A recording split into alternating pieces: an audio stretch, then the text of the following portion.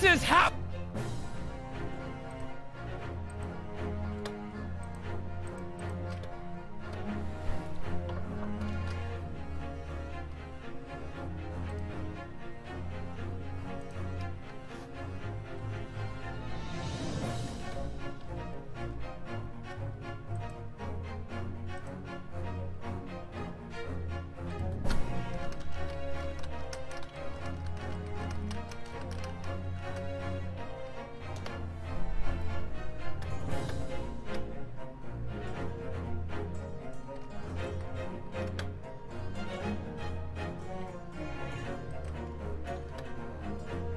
Hello, I'm back. It's a little loud on my end. Alright, let's do this. When we last left off, we were pressing Grandma pretty hard until she finally gave in. Now, we got this. Did we see two different moments of the same? It's out of the question. There's only one stab wound. Unfortunately for Mr. Foreman. What is it, you dog-jinx? Come out with it! What you're suggesting is impossible. It's out of the question. What are you talking about, man? How could you possibly say that? Oh, you do realize I'm only doing my job. As foreman of the jury, I'm responsible to steer everyone in the right direction. So where's your evidence, man? That's what we want to see.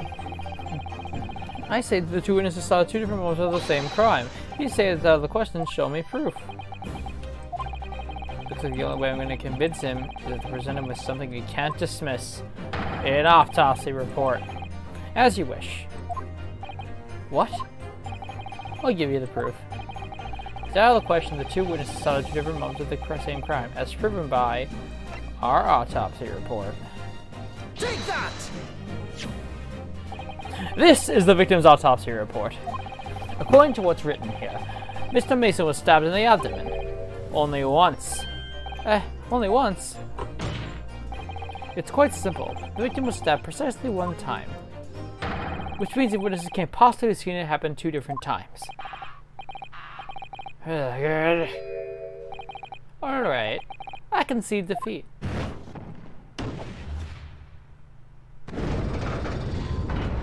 And justice reigns. Wait, that means 4 jurors in Arlington not guilty. We've done it, Naruhodo. We've won. What are you playing at, you dandy fool? Shut your trap, sir. No one deceives me.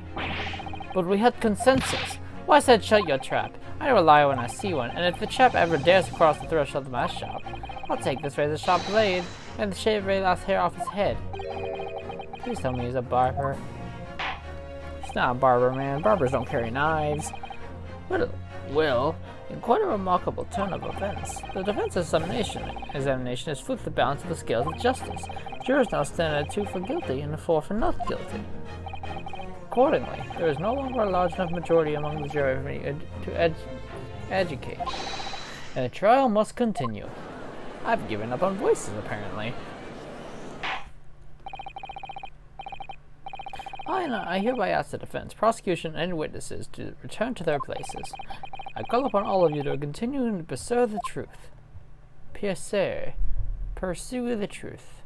That's what I meant to say. Piercer is not a word. So, Lord Von Zykes, continue to substantiate the case of the prosecution, if you please. It's fucking Dracula. Like, why do these prosecutors get away with this shit?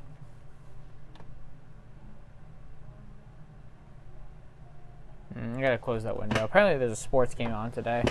There's something along those lines.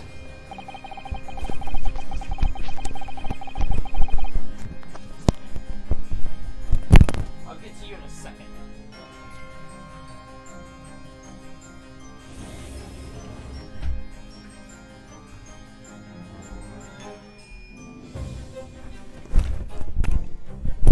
Alright.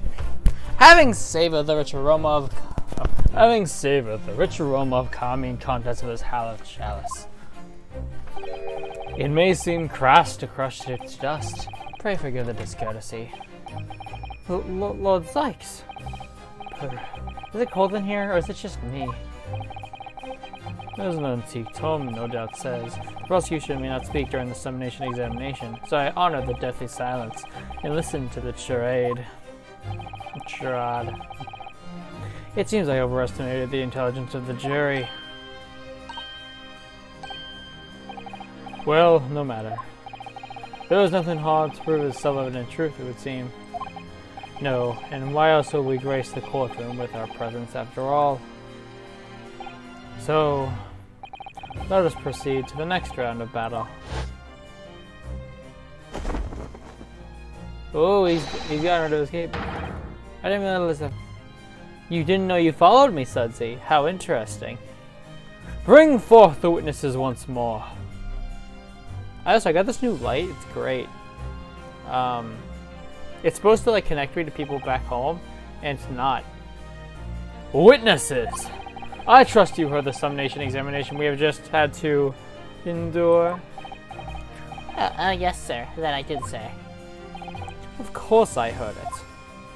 Oh, yes, sir. I heard it. You, sir, on the end. The coachman. I believe it's Beppo? Yes, sir. My lord, sir. If it transpires that at your previous testimony, you were attempting to veil the presence of a fifth passenger on your omnibus, you will be found guilty of perjury.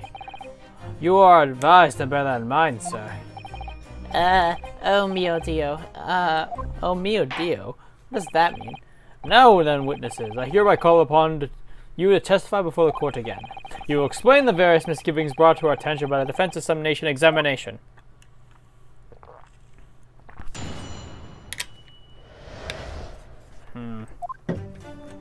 I only carried 4 passengers that night. I swear, but Well, I for one was told to pay. I had to pay 5 pence for the bus. He fell on the fare, you did, and then I saw that blood-curdling sight as well. It's all too much.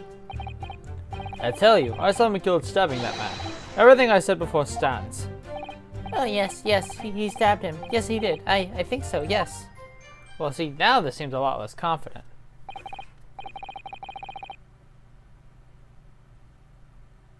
Ooh, my phone is near dead. Hold on a second. I need my phone to survive in this world. That is not my charger. Oh, am I writing up? The problem with having a computer is that you have to deal with a bunch of wires. Hold on. I got a magical charger that lights up. It's not annoying at all when I'm trying to sleep. It's like the fucking best. Alright. Counsel, make sense of this for me, please. The phantom fifth passenger conjured into existence by my learned Eastern friend never existed.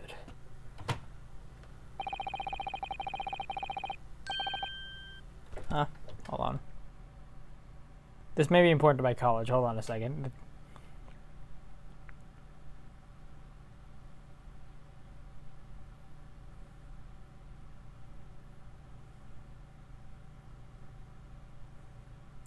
Never mind. The confusion has arisen for the coachman's sly little cosenage. Beppo, you explain yourself. I'm terribly sorry, Guildmaster. Guild's fare is 4 pence across the board. You know that. Am I to understand that you've been overcharging our passengers by a penny a fare? It's so cold, and the last run of the day is always half empty. You have been dishonest, coachman. I'm sorry. You're a disgrace, Beppo, a disgrace. Your selfish actions brought dishonor upon the entire guild. If I may, sir. I had paid 10 pence on the bus just last week. What? 4 passengers is 5 pence each is 20 pence. I've done the other 10 times already, but I just can't make the results come out differently. No, that figures. Well, it would appear that one of the aforementioned misgivings has already been explained. So, counsel for the defense, your cross-examination, if you please. We've already had the pleasure of a protracted examination today. I see you intend to continue this parlor games. Absolutely. So, my question... I think they're all lying. At least for sure he is. I only cared for passengers that night. Okay, well, I want to start with this. Hold it! I don't have anything to disprove that yet. So there were only 4 passengers on your carriage, but you didn't charge them the standard 4 pence fare. Is that right? This guy's fucking lying about something.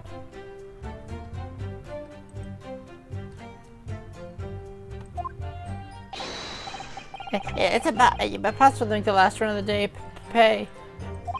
So I'm so cold. All I can do is stop myself from passing out. I'm getting chilblains just from listening to you. It was terrible, so I wanted to give a pat on the back to keep the bus running.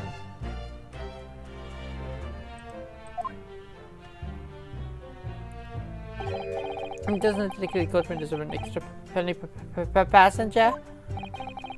You're digging a deeper hole for yourself here. Only there had been a 5th passenger on a bus that night. We would have another suspect.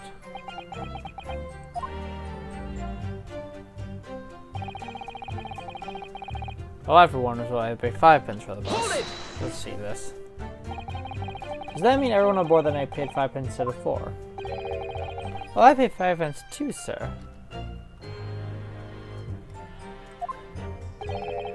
And I just told you that I did. It's not fair, 5 pence across the board. It's not something to be proud of. The so-called discrepancy in my learned friend identified was nothing of the sort. Ugh. Much like that phantom killer you desperately needed, it's gone, dead and buried. I've been happier if I ever existed in the first place. He filled this on the ferry, he did. Hold it! This blood-curdling sight. You mean the murder, I presume? Yes, sir. I don't know how this works. Am I looking for him to act differently? A loathsome sight. No one should ever witness the horror of a man in the moment his life is taken. Well, not exactly, sir. But he's just fucking still. Not exactly, sir. I mean, I didn't actually see the exact moment the gentleman was stabbed. Excuse you? Good gracious, really? Yeah, so he just flat out lied. We have another witness who did, however. The banker's already testified to it. But Mr. First didn't actually see the point at which the victim was killed. This may turn out to be very significant. I heard the banker jet next to me get a sharp intake of the breath see. That's when I looked into the glass. That's when I saw the horrible blade poking out of his belly, all covered in blood. Every time I see the knife down, I can't help screaming, even when I'm eating.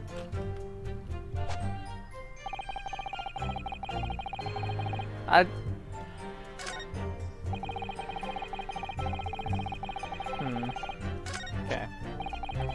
Tell you, I saw my guild stabbing the man. Everything I said. Hold it! So you saw the defendant, Mr. McGill, stabbing the victim, Mr. Mason, who's sitting next to him? That's what I said, isn't it? It's like, now he's shaking.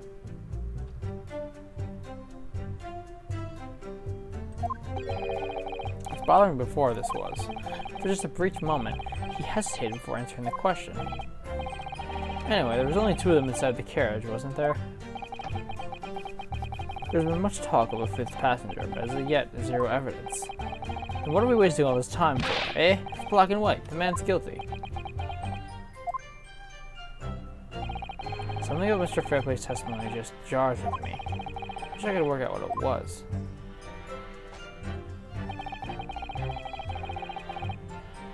Hold it! When you think so.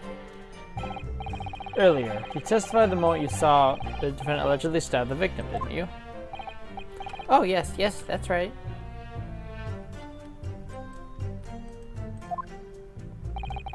You said that the victim was on the floor and described the assailant holding a knife with an ice pick grip.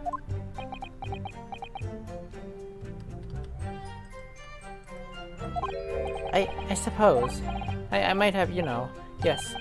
Put the cart before the horse, maybe. What's this? Well, I'm quite sure about most of it. I was driving the horses when I heard the scream from the seats of the roof deck. Oh! I expect that was me, sir. I was told to turn around. Yes, I saw it. Through the skylight. The gentleman was on the floor, and the knife was sticking out of it mid-jiff. Yes, that's right. The fellow holding the handle was a famous man. Yes. So in short, you didn't actually see the moment when the victim was actually stabbed at all.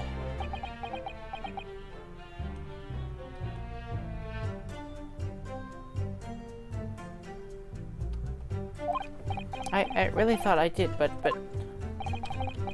when I go over it again in my head,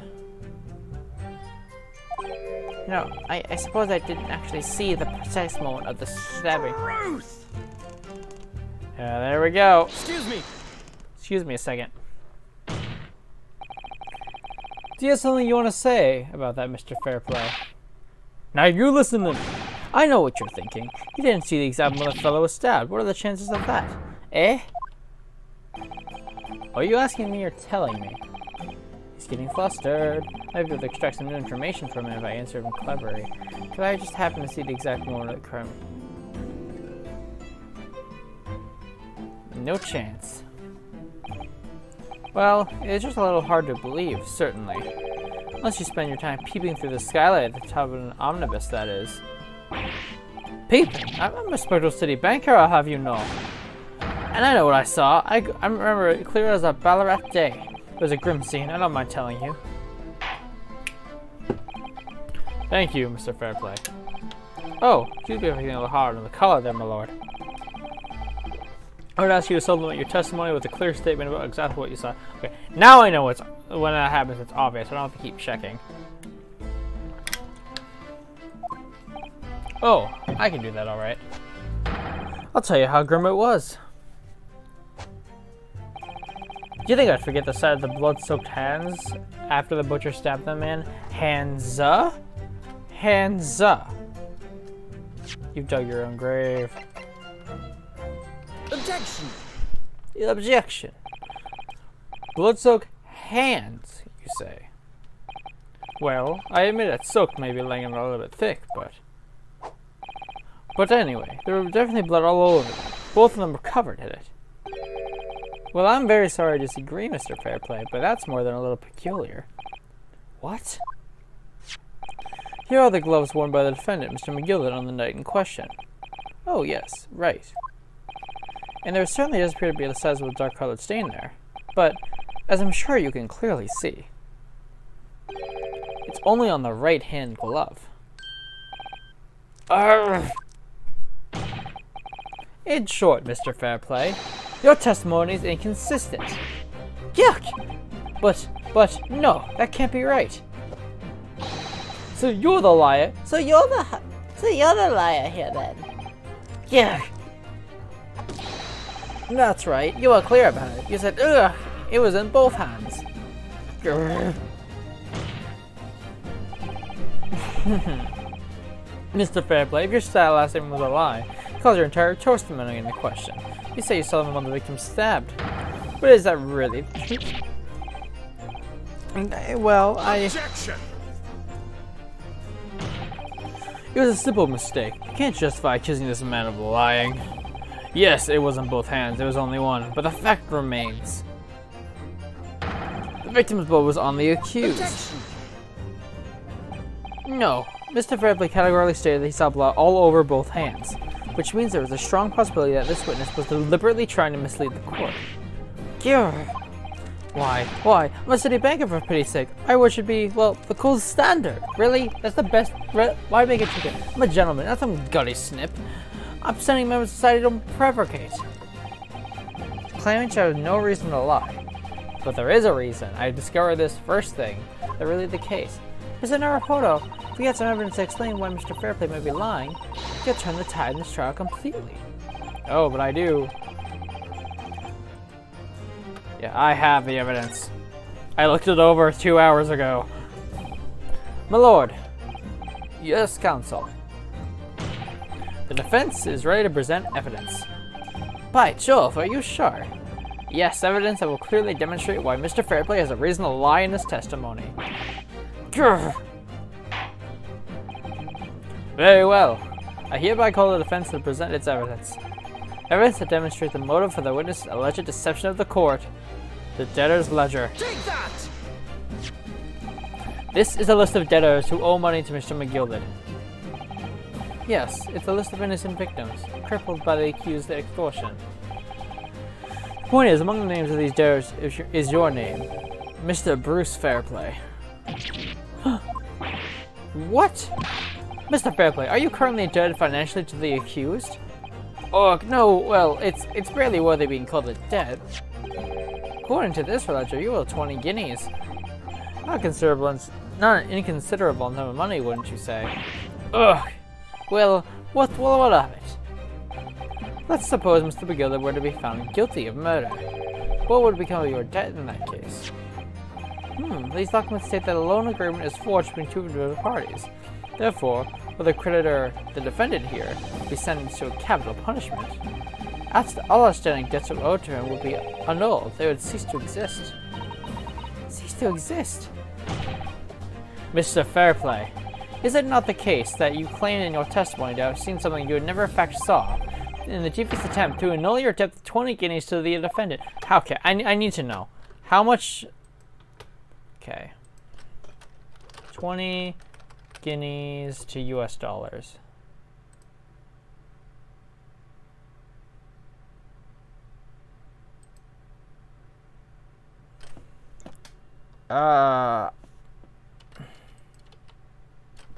Let's just go 1900. I need to know how much this is. Because, like, right now it's basically worth nothing. So...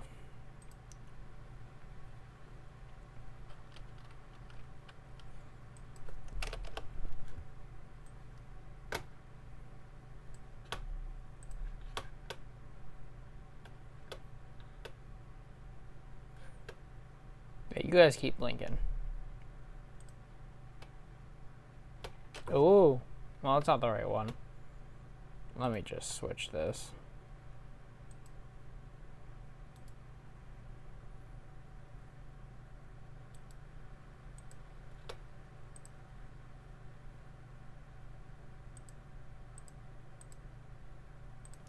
There we go.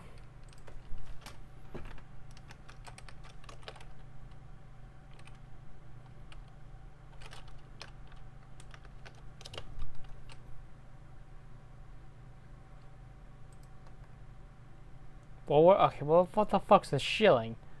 Okay, whatever. I'm just gonna assume it's a lot.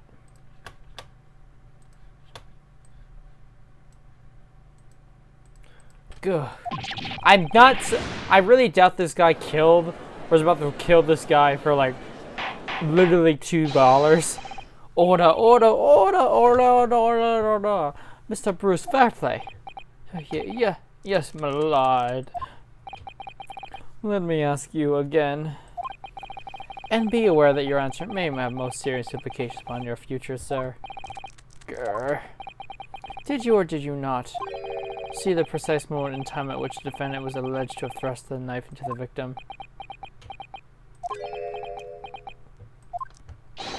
Your silence speaks volumes. You did not tell the truth in your testimony. Alright, now let's make a melodrama out of this. Perhaps I did overstate the truth in a pinch. A pinch? But it makes no difference. I definitely remember seeing blood on Mr. McGillard's hands. Both of them. Objection! And yet, the only one of the defendant's gloves, which we have here as evidence, is stained. Grr. So you keep saying. I wonder if I might be allowed to speak, sir. Go ahead, Mr. First. Well, the thing is, I think I remember seeing it myself, as it happens. Seeing what? The blood, sir, on the assailant's hands. I think, yes. I'm almost sure that it was on both of his hands and not just one. What? So yeah, there was someone else in the car. How the fuck they got out is beyond me. It would appear that we're going to need further testimony from all you witnesses. This time, I would like to know precisely what you did and what you did not see. Let me make myself perfectly clear. Yars. Mr. Naruhodo, this is good news. The course of the trial seems to have shifted slightly at last. Yes. We might finally have a chance to turn things around here.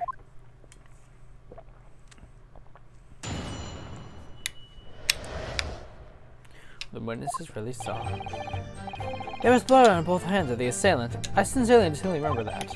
However, I suppose you might say that I didn't see the exact moment the stabbing transpired, if that matters. It does a lot. I remember seeing the knife, and I remember seeing both hands of the attackers and blood on them. I didn't see anything myself, no, not until I heard that scream. Anyway, the fact remains, there can't be anyone else inside the carriage, or we all would have seen. That's the problem, I agree.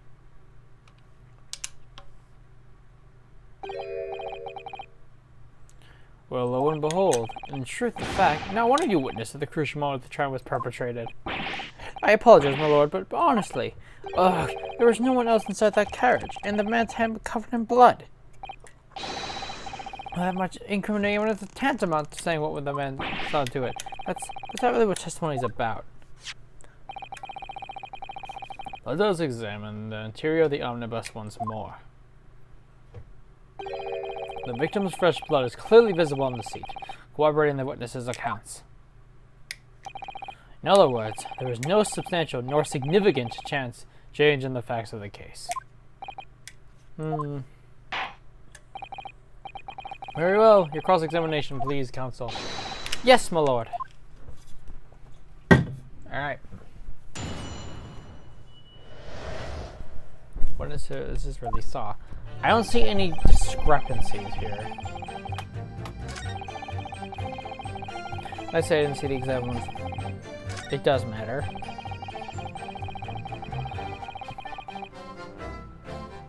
I'm curious about the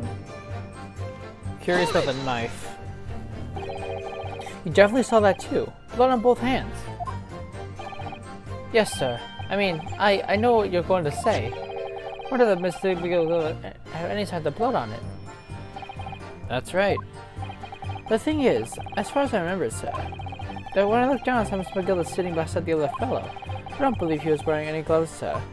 He wasn't wearing any gloves. That's correct, sir. And I saw the blood on both his bare hands quite clearly. Sure, that dark-colored stain on the dark-colored gloves wouldn't have been easy to see. I should point out that the police officer who apprehended the accused in question reported that there was no trace of blood on Miss McGill's gloved hands. There wasn't blood on his hands. This puzzling indeed. It's supposed to be significant somehow, I'm sure.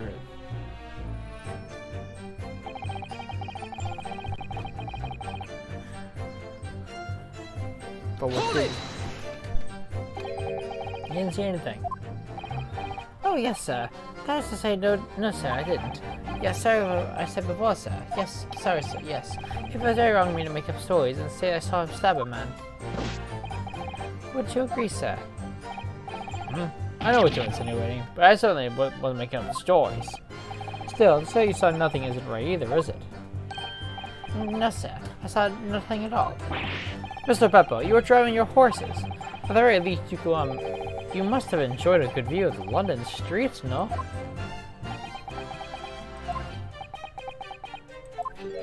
I don't, what are you going for, Rhiannon? Oh, please, you didn't even see that? It was so cold that night, you see. It was all I could keep from passing out, sir. Because my hands were fairly frozen solid. Sorry to say, sir. It seemed prudent to avoid traveling on omnibus services London's cold winter night. I know I paused there. I want to see something. Okay. No, that makes no sense. They don't look anything. They look kind of alike, but that's clearly him.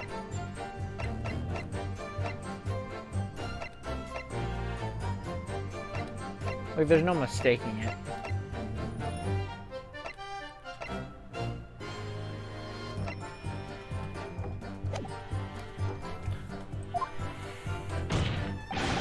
Hippo! Ah. Anyway, the fact remains, there couldn't have been anyone else inside the carriage, or we all would have seen. Hold it! And everything you saw that instant was through the skylight of the roof of the orbit. Okay, let's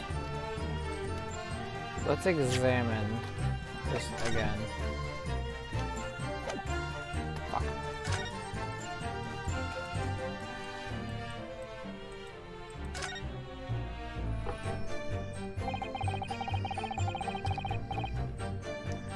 Wait, that's for sure.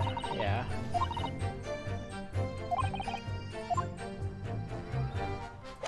Wait. The lamp was on?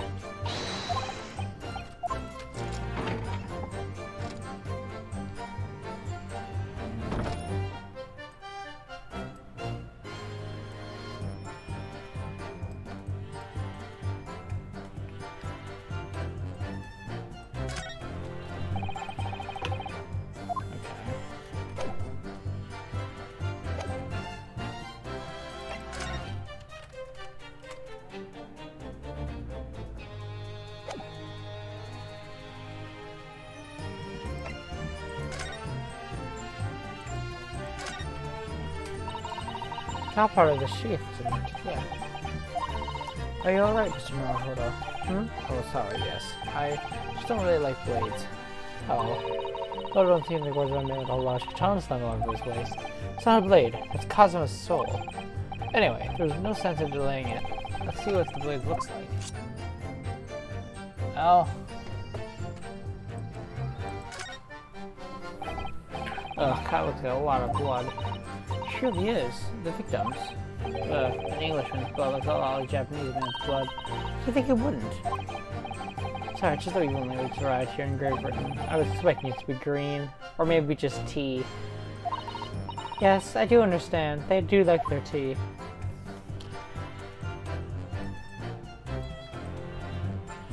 Okay. Wait.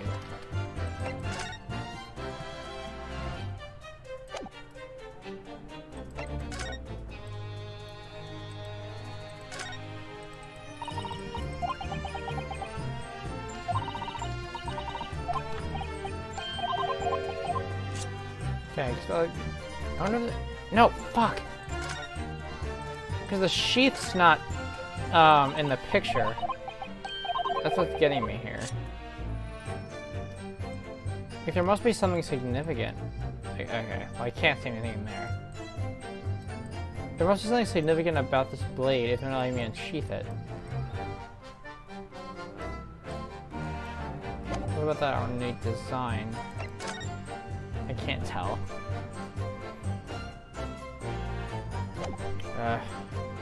Okay. That's right. It was fiercely cold that night, but the glass wasn't frosted over. Oh yes, I remember it was shivering, but it was so bitter. Which rather begs the question of why the pair of you were sitting on the roof deck in the first place. Well, I don't know about this young fellow, but I couldn't enter the cabin. Oh? Why not? It's locked from the inside. I tried knocking, but no one opened the door. It was locked. That's right, it was Poet Buster, for Pete's sake. It's not what I call fair play. Yes, I had the exact same experience. I tried knocking. The gent inside would just at me to clear off. So I had no choice but to climb to the roof deck and look down along at the warm climb below. Well, I can assure you I wasn't looking down. I was glaring long and hard. That's precisely why I can tell you with absolute confidence that if there was anyone at all in that cabin, I would have noticed. Unequivocally, I would say. I'm not sure about these two witnesses. Could they really have seen everything inside the cabin through the skylight? They may not be able to. Allow me to confirm one thing, Mr. Fairplay. You were riding in this omnibus and witnessed the events in the cabin through the skylight on the floor of the upper deck. Is that right? That's right. Yes. Okay. In that case, there is a portion of the cabin interior that would have been out of your sight of you. What? My golly, really? Obviously, at this stage, we can't say for sure. The possibility cannot be denied. At the time of the incident, there could have been another passenger enclosed in the cabin of the omnibus. Objection! Yeah, this is going to be hard to argue. Enough hypothetical meandering, my Nipponese friend. Prosecution demands you substantiate your claims. After all, the scene of the crime is here in the flesh. Very well, I will hold up the prosecution's demand. You will identify the area on which the cross-section plan of the omnibus. Where exactly in the omnibus are you suggesting to put it? Well, yeah, it has to be. It has to be here. Take that! Both rows on the seats will face the direction of travel, whereas the seats in the enclosed cabin face each other, which means the visible part of the cabin, which passengers on the roof deck can see through the skylight, as I've drawn here. Ah, that's right, my lord. As you can see, the seat opposite the one and the victims and his attacker were sitting were obscured from this view. In other words, if someone had been sitting on that seat, it's quite possible these witnesses would have been completely unaware of it. I mean, this isn't evidence, though. This is just still hypothetical. And I don't know how I'm supposed to prove that. It's quite possible. Some phantoms are sitting there. You're Nipponese in your forbidden habit of obscuring the truth with ambiguity. Ambiguity, yeah. I can go with the prosecution's rejoinder. In British law court, evidence is paramount. I cannot entertain this conjecture, counsel. That is, unless you're able to put a name to this mysterious passenger of whom you allude. Can you, Mr. Naruhodo? Yeah. Wait. I honestly don't know. Who could have been? Who could have been the other seat, which was out of sight from the witnesses on that roof deck? I have an inkling. I understand, my lord. The defense would like to put forward a name. You are a fool. The response was a desperate attempt by a man who has no notion of his own limitations. A toast to hard lessons not yet learnt. Let us not delay, counsel. The defense is still to name the passenger in the other seat. Okay. This could be it. This could be a chance I've been waiting for to overturn the trial in my favor. On that night, on the night of the murder, the person accompanying the seat on the omnibus that was obscured in view was... It should be him. If I'm not mistaken.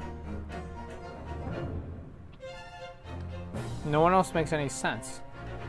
Because if someone else was next to the victim, that means Magnus, since he was in there, has to be him. Take that! Passenger in the enclosed cabin that witnesses on the roof deck failed to see had to have been Mr. Magnus McGilded. McGilded? What are you talking about, counsel? That's the name of the defendant. Objection! What the? That was good wine! What the fuck? He's allowed to do this? If I desecrate this chamber by smashing my hallowed chalice, do forgive the discourtesy. Lord Von Sykes, and we'll allow it because your cape's pretty fucking cool, but like, ugh. Hold on, I need to do something.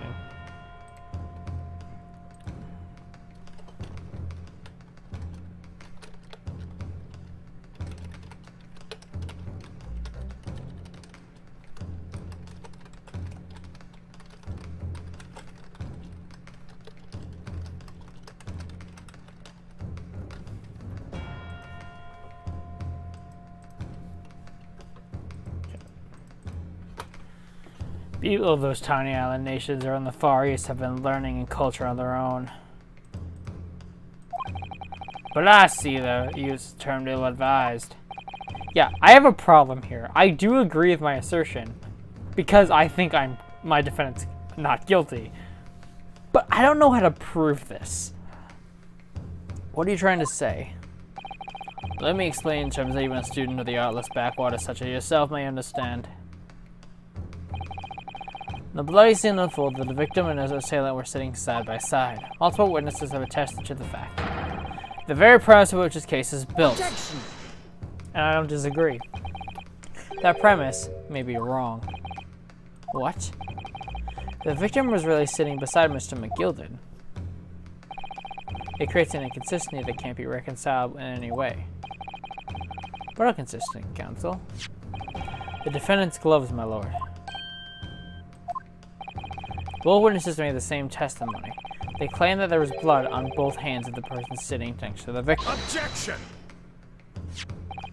Yet we know the truth be otherwise. The only one glove bears the gory remains. Objection! Exactly. There's the consistently. Come on, keep on track. The point is, even in the face of this irrefutable evidence, both witnesses have maintained their stance. Yes, that testimony remains unchanged. Exactly. They both adamantly swear that they clearly remember seeing blood on both hands of the assailant. In short, their memory of the events is correct, and their testimonies reveal the truth. If it was somebody else sitting beside the victim that night, a third party we have yet to identify. And the victim's blood on the passenger's hands, both of them. Objection! And who was this third party? Obviously, the true culprit. Extraordinary. Brilliant. Are you telling me that it wasn't just some random bloke? Order, order, order! What exactly are you postulating? Objection! The defense's postulation is just that, nothing more than conjecture.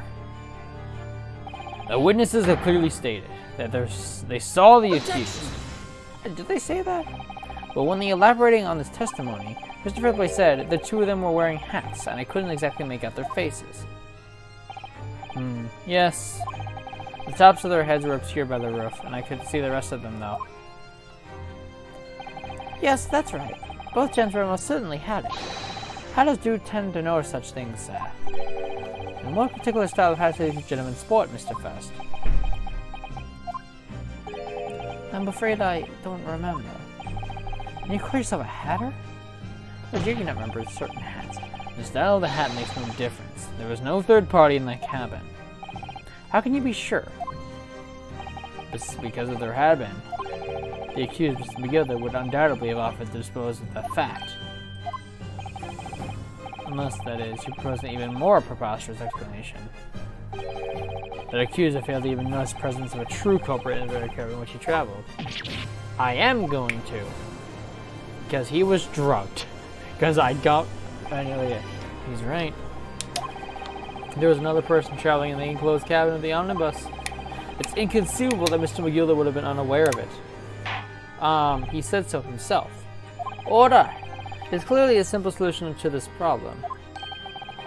Bring the accused, Mr. McGilder, to the stand. Well, what do you say, counsel? Prosecution objects, my lord. On what grounds? As a suspect, he'll have already made a full statement to the police. But what if there's some reason why he's unable to speak freely? Magnus McGilder was no uneducated ruffian. If this indeed turns out the man has been withholding information, you can be sure it will have been a most deliberate act. Counsel for the defense, what is your opinion? My lord, should we ask Mr. Good to testify, or not? We need to have his testimony. We need to hear what he has to say, because otherwise we're fucked. We don't have anything else. The defense would like to call Mr. McGilder to the stand. In that case, I would like to hear the opinion of the jury. Ah, yes. I need a little more time to consider this. If you ask me, I think we should hear what Mr. McGilder has to say. Get that man out here, I say. We'd be allowed to let him hear his testimony. When something needs doing, it gets done. That's how we run things at the guild. Hearing what the patron of my very little park has to say. Oh yes, that would be lovely. Yes, the jury says the man must be heard. Yeah, there you go. Rockin'. The jury pride. Very well. The court will hear the defendant's testimony. Bailiff, show the defendant to the stand at once. Okay. Now, maybe what actually happened that night. can finally become clear.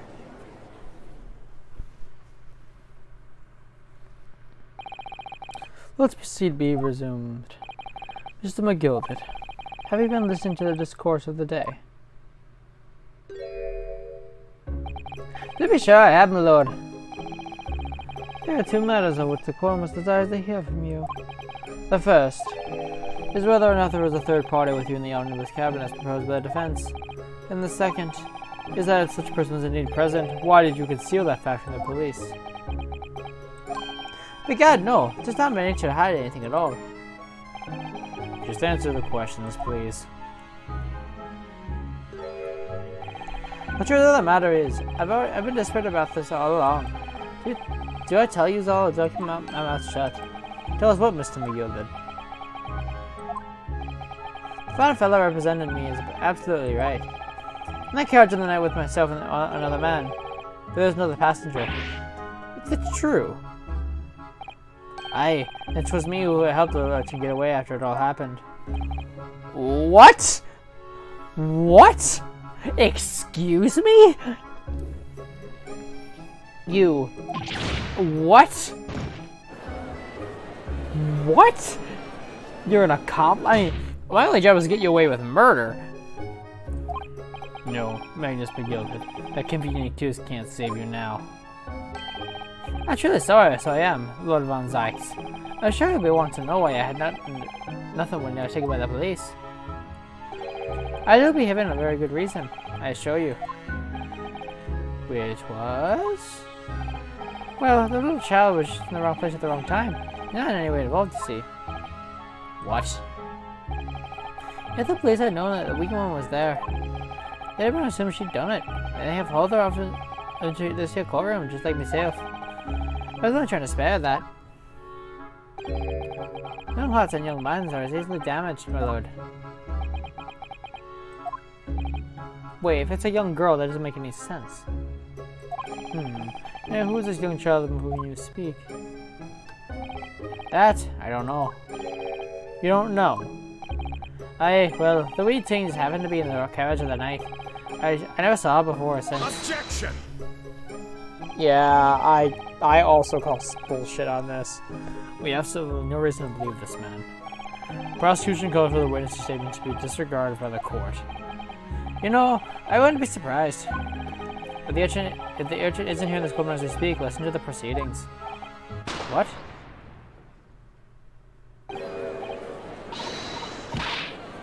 What? What is going on? Careful, Mr. Naruhodo. Cover your face. Bailiff, don't let the accused escape. Secure the omnibus. Hereby call an emergency Oh, no shit. What are we gonna do here? Bailiff, ensure the defendant is in custody and clear the courtroom.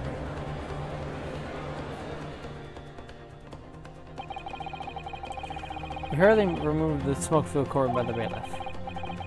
Amid the scene of chaos, people stumbled over one another in the desperation to flee the chamber. We had no idea what was happening. All we knew is that for a time at the least, the trial was suspended.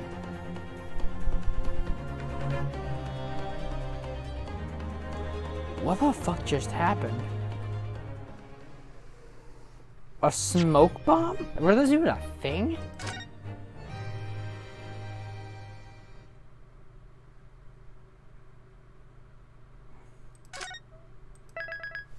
Now that I know I can just go to chapters, I don't need to save every part.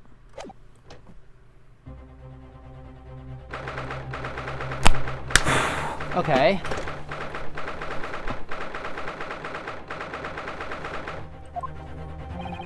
So on earth just happened in there?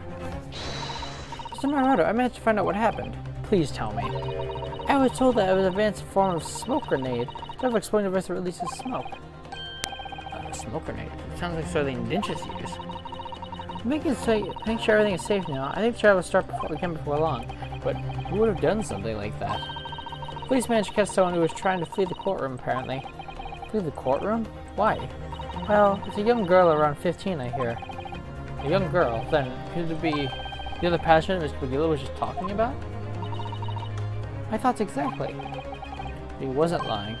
Oh, What's become of Mr. McGilded, actually? There are so many things I need to ask him about, but he's not here. I think he was summoned to the Prosperity's antechamber to answer questions. Along with a young girl. Wonder who she is. What's she been doing here at the trial? She has taken a huge risk for possible benefit to herself.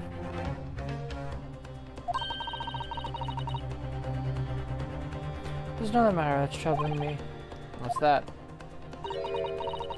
The 20 pence. Hmm? Oh, yeah, how'd she get on to the actual carriage?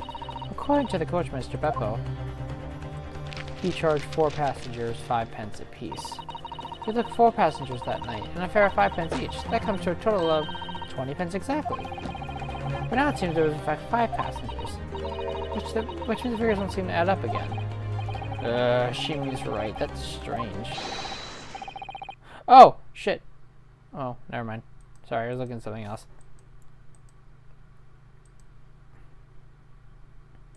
There we go. The trial will commence in 5 minutes. Oh, thank you, officer. We'll go straight in. Well, whoever she is, I imagine this young girl will be asked to take the stand and testify now on why she just fucking did some terrorism along with murder. I can't really imagine what she's going to say, but it could alter the whole direction of this trial. Well, soon enough, Mrs. Sato. Yes. Yeah, what?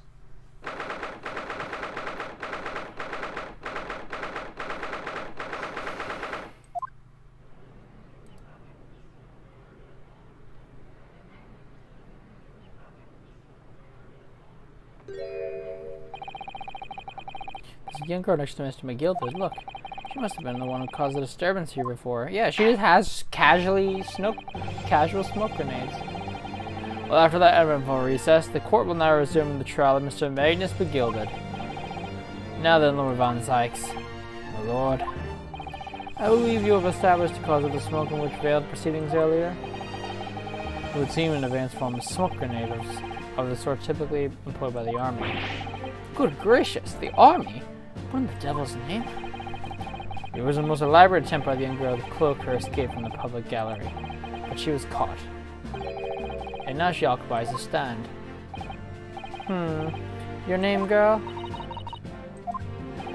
Are you responsible for the smoke grenade which induced pandemonium in my courtroom? What is the meaning of this deplorable behavior?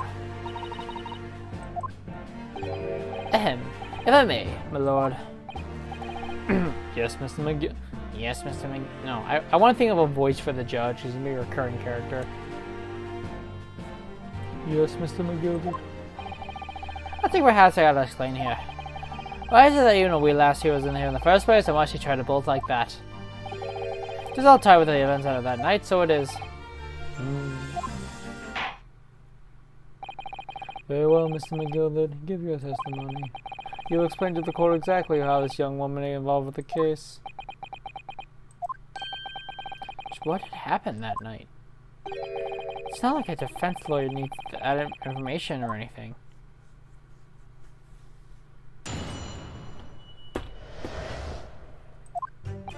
On the night in question, I took the back seat in the omnibus and promptly nodded off. Then Bagora, thought a wee scream woke me at the first start. There was a fella collapsed on the floor with my feet, so I sat him up in the seat across from me. Then I turned out to find he was screaming had come from, and bless my soul, what I did find. There was a child in there, all curled up in a ball, hiding her wee self away. What? I remain somewhat baffled, I confess.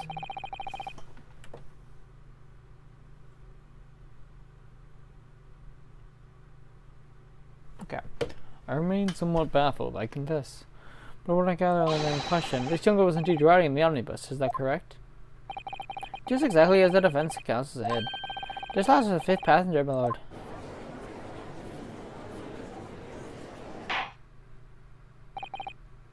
Very well. Defense may now cross-examine the witnesses. Are you ready, counsel? Yes, my lord. Or rather, no. I have no idea where to start.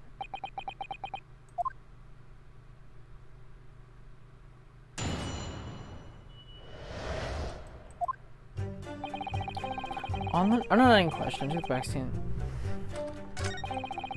The Bagora.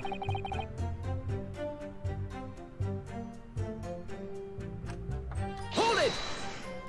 What was this? A loud thud, you say, and a scream. Aye, that's right. How can I explain it? It was like a sound of someone falling to the ground. That sort of noise. So you think it was the sound of Mr. Mason falling to the floor, having been stabbed? Well, no, you remember I was asleep at the time, so I wouldn't like to say. When the sound woke me and I opened my eyes, there wasn't a soul to be seen in the carriage, but the fell on the floor. You didn't see anyone. At the same moment, you did hear a scream. Ah, from the seats above on the roof deck, I presume. Not above me, no, my lord. It was from inside the cabin. But I wasn't altogether thinking about the scream. No, I was just somewhere that just put sight before my eyes. What? Hold it! You sound him up. The victim, you mean? That I did. On the seat across from me, as I said, I could plainly see the poor devil was already gone. You wouldn't leave a dead man just lying on the floor now, would you? This is common courtesy, so it is. I find that a little hard to believe. Lord Sykes. No. Now, why would that be? I want a blanket? Yes, I do. Because I'm very cold. Yes, I am. You wake up to find a dead man lying dead at your feet in a carriage, and no person would hail a cabman. Any upstanding member of London society, that is. Well, no, as you know, I'm in something of a special line of business. The business of lending money with exorbitant rates of interest. Unfortunately, my lord, not everyone is thankful for the help I offer them, and some don't even see me dead. So I do try, whenever at all possible, to avoid getting myself entangled with trouble. Are you suggesting you were just going to leave the man there? Heavens alive, no. I was always intending to report it, so I was. Only, I had in mind to find out why and wherefore first. Whys and wherefores? Right you are. There were some details I wanted to understand before anyone else got to meddle in. The scream I heard, for example. Wouldn't you good self just do the same? Yes. The scream he says he heard at the same time as the thud of the victim collapsing.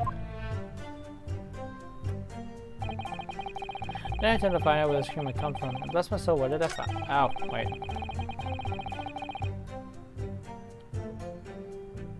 Hold it!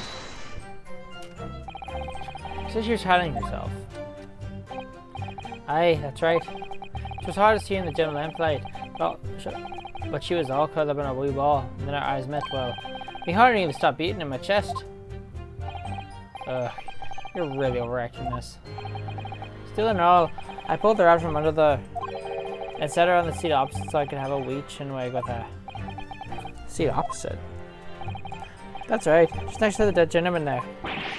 You said this young girl next to a corpse, sir. Well, as I'm sure I mentioned, gentlemen in my position, you know, all too often find themselves in mortal danger.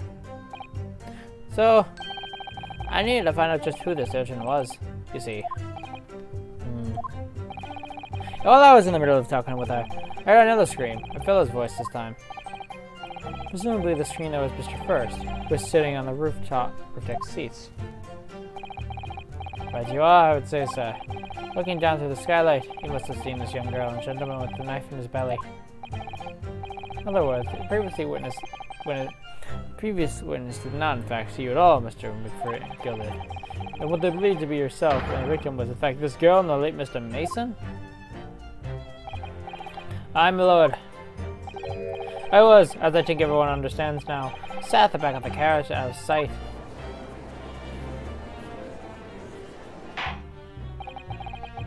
Certainly plausible. The defendant is somewhat diminutive in stature, and readily confused, perhaps, with this young girl. Added all that, of course. With the scream of the young gentleman over us, the driver realized something was wrong and pulled over the horses. But how did you get out? I do wonder how you must be feeling, Mr. Naruhodo. Being the defendant's lawyer and yet finding myself as stunned as everyone else at his testimony? Let's just say it's trying. Certainly a precious little time to talk to us together before the trial. We mustn't be dispirited. We must try and learn the facts the way we can. Okay, when will we arrive in London this morning? I didn't see my day panning out like this. This is our hurdle, no grumbling, even in your head. How did you know?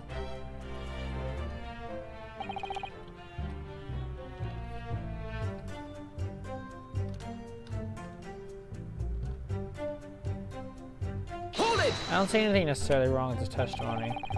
And when you got off the omnibus, were any of the passengers already on board? There was not. The cabin was empty and there was no one on the deck either. You were the first passengers that were, I see. Aye, and that's why I took the back side I did. Just was comfortable, so it is. Could you explain exactly what you mean by the back seat? By all means, just how you already described it earlier. How about the seat opposite the one in which the poor gentleman who was stabbed first in? Like I said, it is the most comfortable and where I feel the most at ease. And of course, I enjoy gazing through the skylight from time to time as well.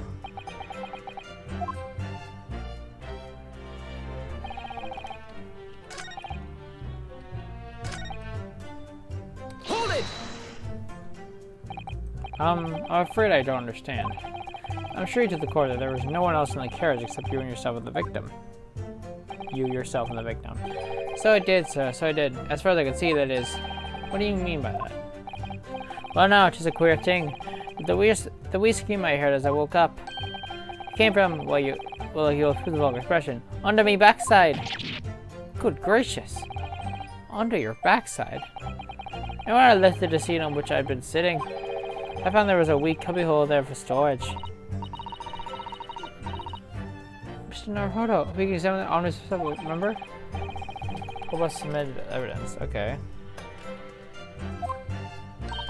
This would be a very good time to have a thorough look inside. That's when I found her.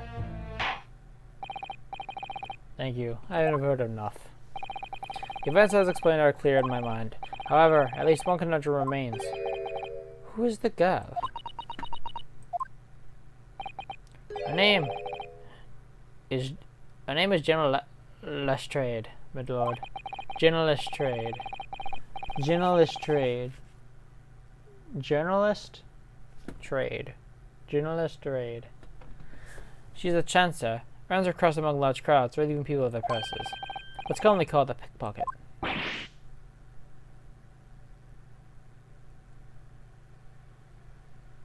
What? This girl here is a petty thief.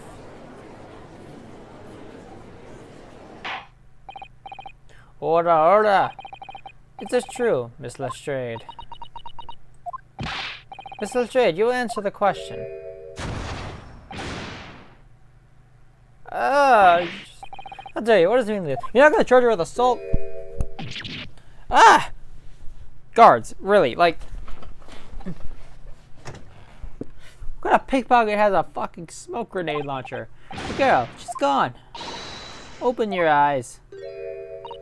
I'm over here. Good gracious, how?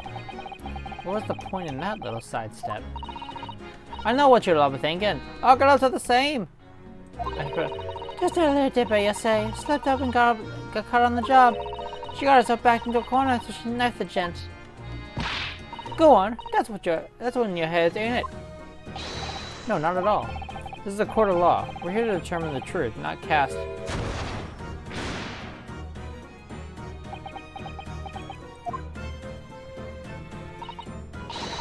Look, hands are for cowards. Only thugs use weapons like that. And I need what I do for these fingers. I'm a professional, alright. Maybe not in your eyes, but I got pride in what I do. Let me guess, you don't count smoke guns among weapons for thugs? Oh, this? Yeah, this isn't a bag I lifted off the other day. Down where I went to keep the four-wheel drags. It's nice, isn't it? I like the pink best. Do you know, weed that thing direction again. Oh, you admit that you were riding on an omnibus in question.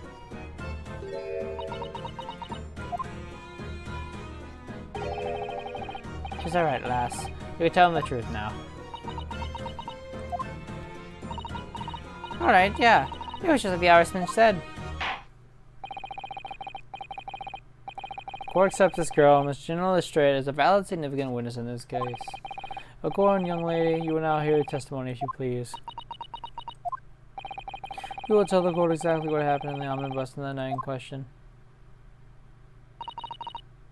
Alright, if I have to. Lua.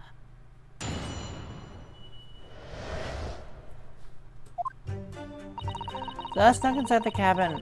I was looking through the carriage before I hooked up with the horses, just like always. But it was alright old waste of time. I got nothing to show for my troubles that night. I tell you can't see a blind thing in that hiding place. Pitch in there. Then after a while, I hear this loud bang. It nearly jumped me out of my skin, I did, and a screaming just came out. Because of that old swell, because that swell found me. Help me to get away, mind. Oh yeah, I'm gonna... Yes, he'll let you go. Okay, actually, let's examine the omnibus while we're here.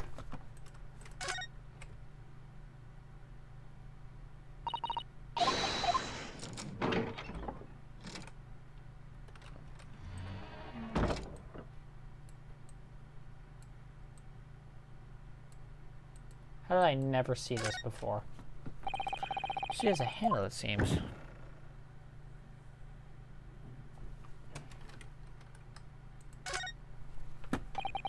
There's a storage compartment, but there's nothing in here. It's totally empty. Something doesn't seem right here, but I can't put my finger on what it is. Fuck. I want to check the other side too.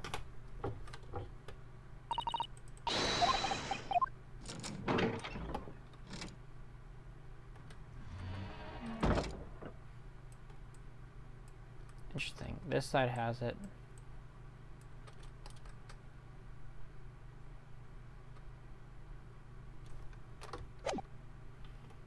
Okay. Yes, he let you go. I don't understand why you let the street urchin go, Mr. McGilvin. Oh, it is simplicity itself, my lord. You see, she couldn't possibly have killed the other passenger. I knew that for a fact. How? Because she was... I'm sure I said before, sir.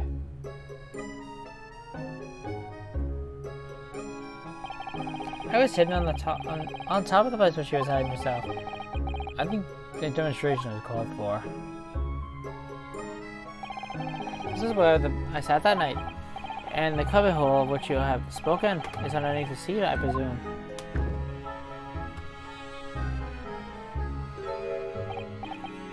Yes, it does appear to have a large enough accommodate for someone with a girl's stature. Aye, but of course, the wee lassie was stuck in there, because I'd parked myself on the seat for the duration. Ah! As you can see, that's why I had to tell us both. I knew that she was the police found her there.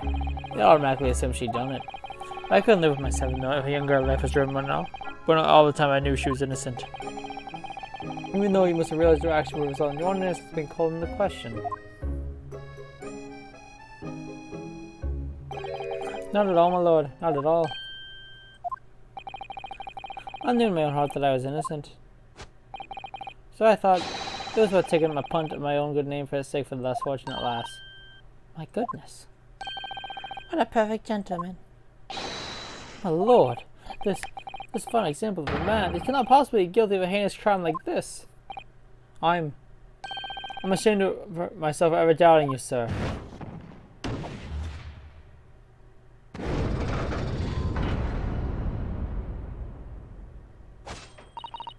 With calm and calculated reasoning, one arrives clearly at the truth every time.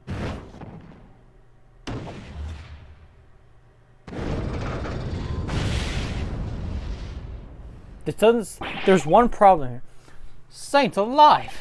All 6 members of the jury consensual in their leaning of the verdict of not guilty. I never heard of this. Well, it must mean the what? That we're victorious. We've won? Are you sure? Objection! Yeah. Ooh. Ooh, that's a sexy little fire. The sight of the iron wheel of light on offends. Pray, do forget that just go to see.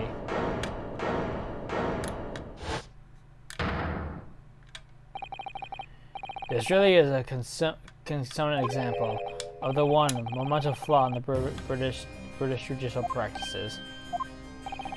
Where evidence and reasoning should be paramount, emotion rules the day. Emotion. The witness's latest statement gives us a clear insight into the true nature. What do you mean, his true nature?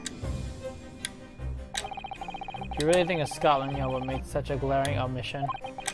After the incident, the omnibus was comprehensively searched by the officers of the police. Obviously, the interior of this cubbyhole, as the witness put it, was included in our investigation. The compartment under the posterior seat was full of the Copeman's belongings. It's noted that in black and white here in the police report. Good lord. The evidence here has been tampered with. In order to corroborate Mr. McGillicud's story, someone has unlawfully removed everything from under the seat. What? Okay.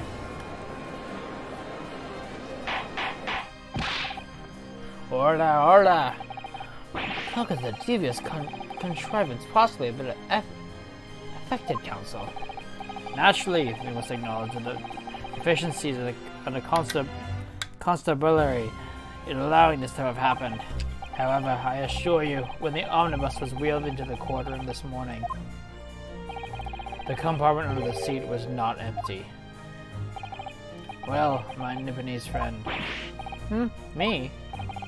And the carriage was submitted as evidence. Doubtless you examined it in fine detail as any self-respecting practitioner of the law. Pray, what did you find in the condition of the undersea compartment to be? Oh, to be sure, the young gentleman will be able to clear this evidence if he... Sorry? Go ahead, you tell the court now, fella. How is all an elaborate excuse to a desperate pull on Zykes? Well, counsel, do you have something to say on this matter? How am I supposed to answer? What can I say about the state of the little compartment under the seat in my omnibus? It was empty. Like it was.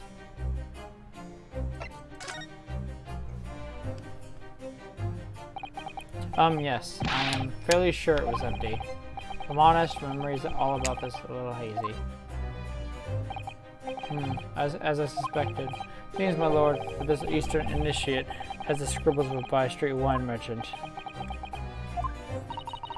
Mr. Naruhodo? Perfect. That's why this fellow's representing me after all. He knows what to say, does he not? Well, now, it would seem the argument is moot. The truth of the matter is there's all you can see after all. There is a cubbyhole under the seat, and as empty as the devil's hot, so it is. That we can be sure of at least. Why? Why do I feel like something's not right here? I agree. I'm sure it's empty. So why do I have this feeling something's not right? I should like to throw it away on this matter, I think. The compartment is designed to house equipment used to maintain the smooth running of the carriage. The Guild's rules state that omnibuses should be properly fully equipped at all times, so it certainly wouldn't have been empty on the night in question. The devil isn't that irresponsible. That moneylender fleecer and pick perso line.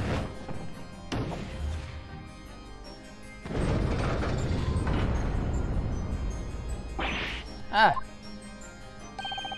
can't believe I was nearly taken in. Stinking rich are always stinkers. Nothing but cowards, a lot of them. What? Oh no. It's a trick. Of course it's a trick.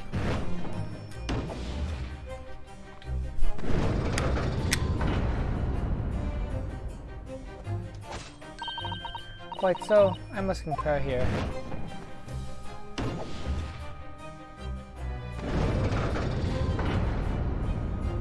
Back to equal standing. With calm, calculated reasoning, one arrives clearly at the truth every time. Yes, but every time is a different truth, it seems.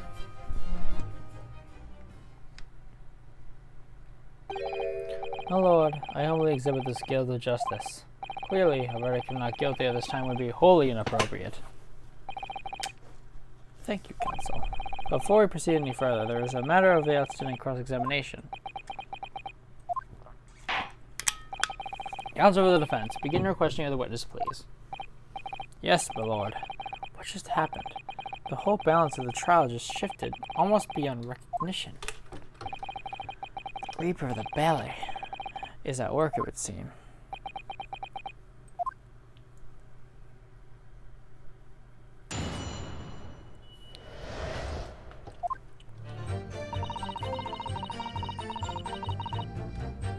Hold it!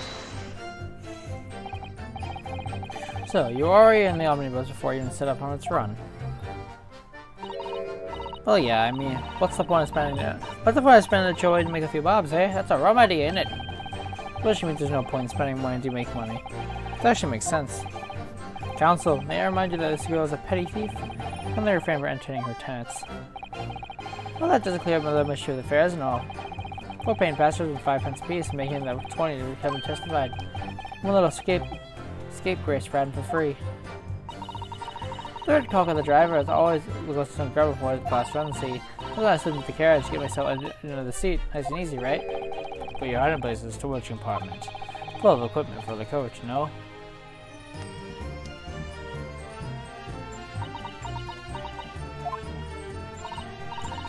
Yeah, there's some brush and buckets and whatnot there, sure. I always chuck all that out, carrying to a corner somewhere. No one ever seems to bother much.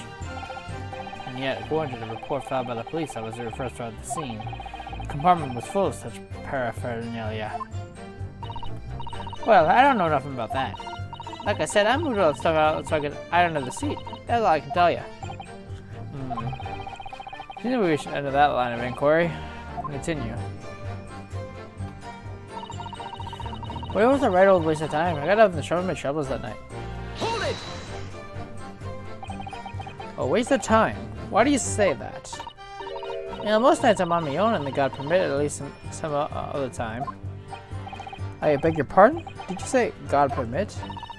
Oh yeah, well, that's what my kind call it. You'd say the omnibus, I suppose. Point is, any normal run, the carriage ain't got no one on it for a while. And that's when you came out of your hiding. That's when you come out of your hiding spot and get away. That's it. Only that night.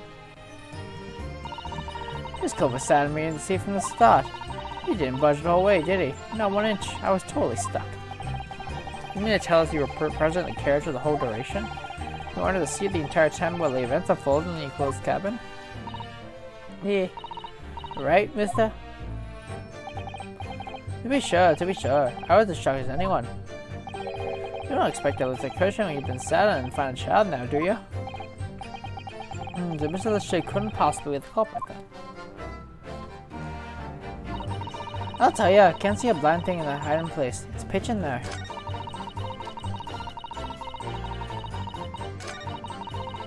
Can't see a blind thing in that hiding place. Hold it! See, you couldn't see out into the cabin at all. Not a judge. Most days I push the cushion out with my head, look at it in the crack. Then I'm gonna butcher's that who's on fiddle. Oh, you're a pickpocket, not a butcher. I mean, I can have a look. To see what I get under a flush of the others to see. Most of the time, passengers plan themselves in the opposite. But for some reason that night, this here Irishman spent the whole journey over my head. For that reason, you weren't able to push the cushion out. Pick out, I see.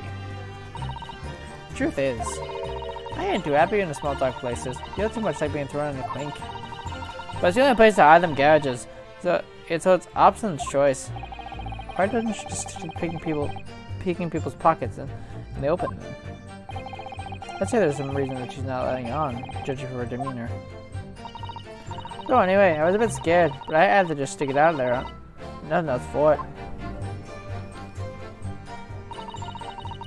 After a while, I hear this loud bang. Nearly jumped out of my skin, I did, and the scream just came out. Hold it! When you say a loud bang, do you mean the noise from someone falling to the floor?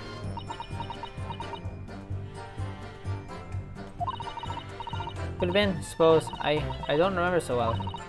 Point is, it made me jump. And you let out a scream involuntarily. That's right, and I felt a cushion over me get lighter all of a sudden. Presumably when the defendant got up in order to help the victim, yes? Or not. Could equally have been the moment the accused stood up in order to stab the victim, or did not. Well, girl, do you see what happened in that crucial moment? Yeah, I saw it. I had pushed up the cushion at a quick butcher's while I had the chance, didn't I? The Irishman was sitting to look up with the fallen floor on the seat opposite. I mentioned Mr. McGill's account, of course. But then, the fellow suddenly turned around and looked right at me. I sunk back down again. It was too late by then. I should have never have risked looking. Because of that, the swell found me. It did help to get away in mind. Hold it! And when Mr. McGill discovered you, he pulled you out from your hiding place. I was scared stiff I was. He dragged me out and sat me down the seat and all. Next to the victim, Mr. Mason? Yeah, the bloke had a knife in his gut. He was still bleeding. Then the carriage lurched a bit and ended up falling onto me. Ugh, how awful. Both of me hands covered in blood, and made me feel sick as a dog. Both our hands were covered in blood. That must be what the rooftop passengers saw. After that, I believe you talked with Mr. Gillett for a while. Is that correct? He asked me some stuff. I wanted to know my name and what I was up to and that. And I got something up above. Someone screamed. Yes, Mr. First on the roof deck, I would presume. But I didn't want no one seeing me face, so I didn't look up. Then the horse was drawn with Smartish, and the Irishman said to me, "Get back under the seat. I'll see that you can get away later." All 6 members of the jury decided Fredette was innocent. For one brief shining moment, yes. It's clear to me that they're still very unsure. If we could just find some conclusive piece of evidence among this new testimony, I'm sure we'd clinch verdict we want. I think you're right. I have this niggling feeling something's bothering me, that I just can't quite put my finger on it. Great.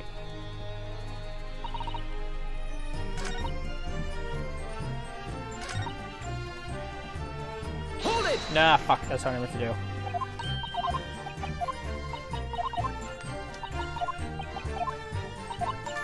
Well, no. Oh? Excuse me. There's something wrong, Mr. McGilded. Oh, I do apologize. There was something in the matter, Counsel. I'm just wondering, Mr. Lestrade's last comment made something occur to you, perhaps. You seem to be thinking something to yourself. Oh, no, it was nothing important. I was feeling bad for the poor lass, so I remember feeling desperate to myself as a young lad shut up in the dark. It was terrifying, so it was. I see, yes, I'm sure we can all sympathize. So scared of the dark now. I don't know about yourself, but I find that the darkness seems to make everything you hear that much louder as well.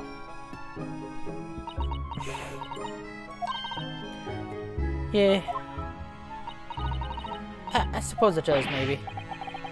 Miss Lestrade, did you hear something that night? Anything? An unusual noise, perhaps?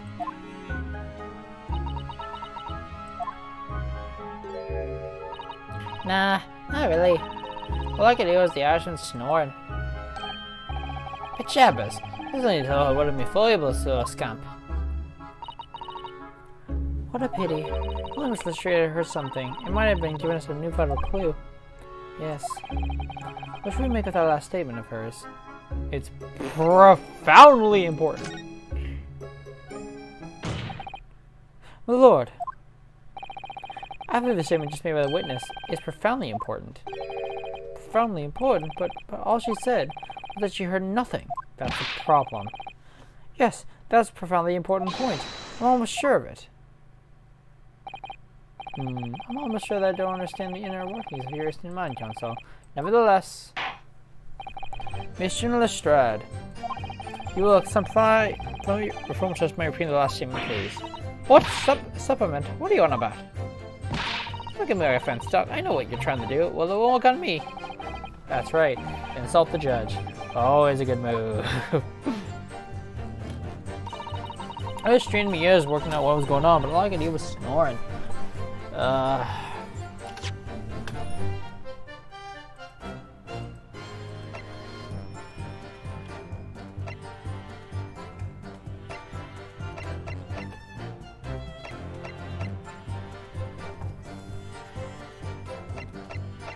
I'm gonna press it, 'cause I'm not sure. Hold it! I know what I want to say. So you were straining to hear what happened in the entire time. Since the moment you hid yourself? Not exactly, no. Sorry? Well, there was no one in the cabin to start with. I could just put the cushion up at a butcher's and see what was what. But then when I saw the swell getting on, I got my ear down so he wouldn't notice me. Mr. McGill sat in the seat under which you were hiding, correct? Yeah, would you Adam and Eve it? Eh, what a bug. So all I could do was listen. I was waiting to jump out of there so I heard him leave, see. But I wouldn't, eh? Not likely. Even though we stopped here and there, I never heard the door open.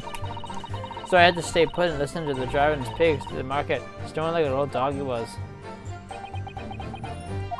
Yep, there's the problem. That includes him driving that. It doesn't add up, because he never got on. That's what I was looking for. But before we continue on, I need to go to the bathroom. So...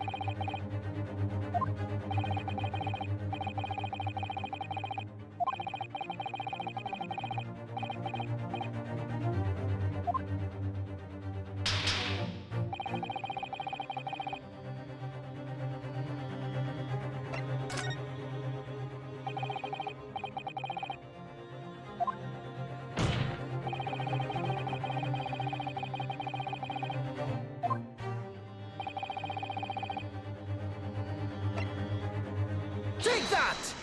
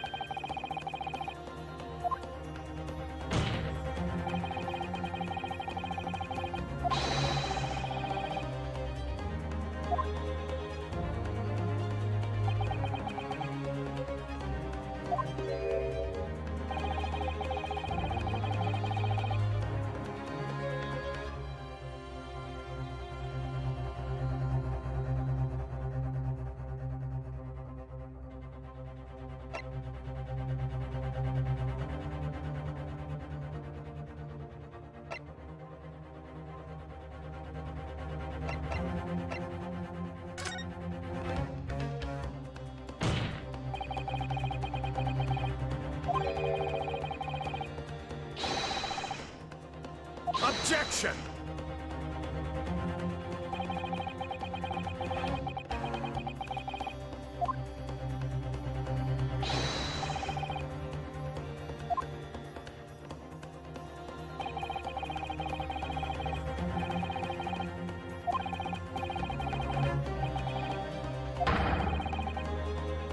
Objection!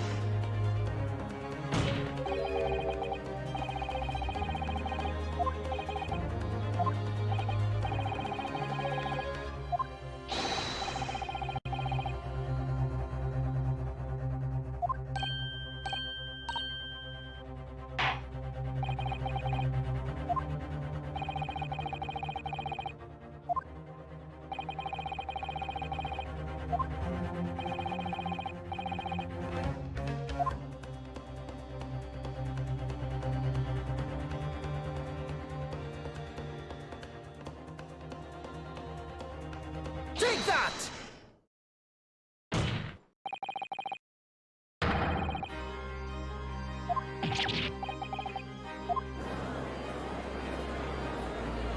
Objection! Objection! Objection!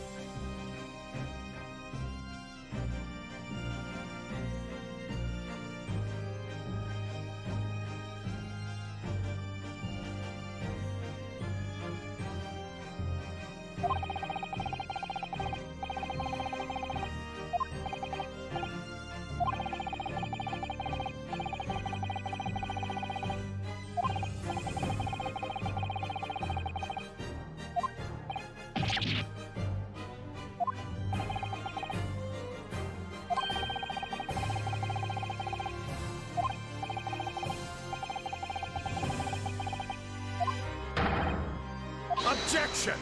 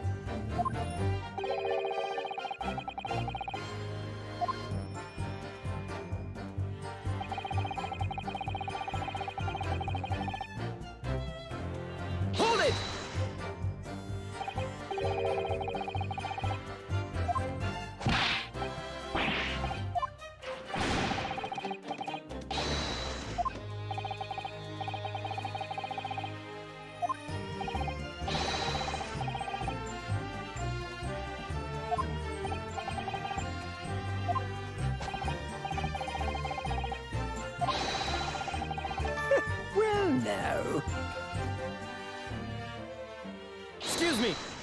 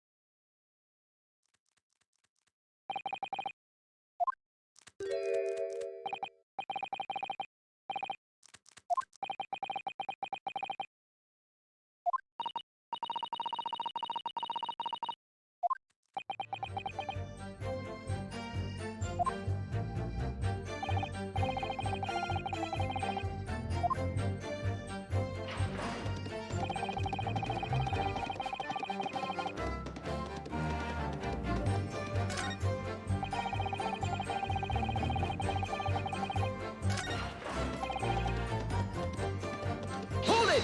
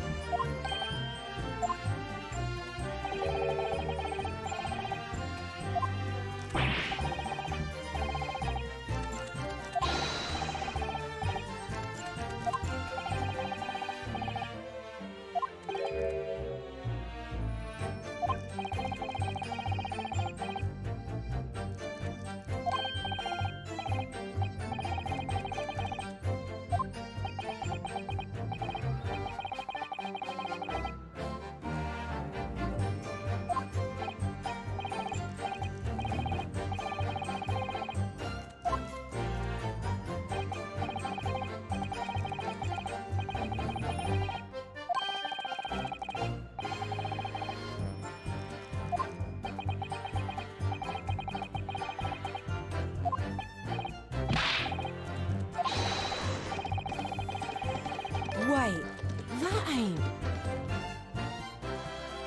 Excuse me!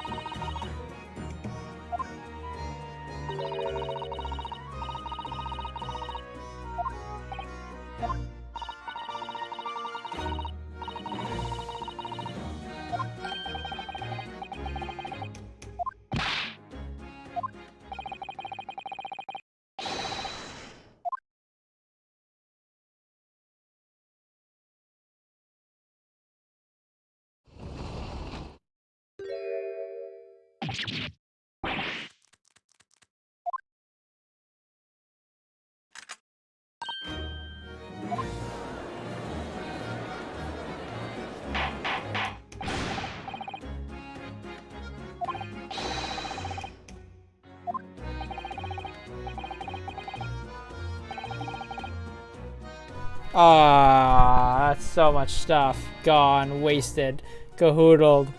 At least the desktop already was there. Oh, Mr. Naruhodo. This could be the clue we're looking for. Well, Counsel for the defense, please continue with the cross-examination. Oh, well. Yes, my lord. So the skylight opens. First, I'll investigate for myself.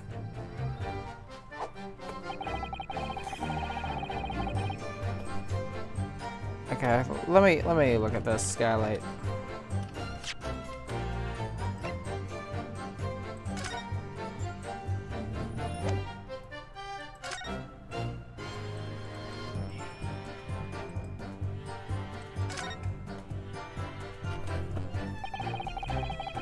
The skylight was fastened shut before, but now the catch has been undone. We should be able to open it.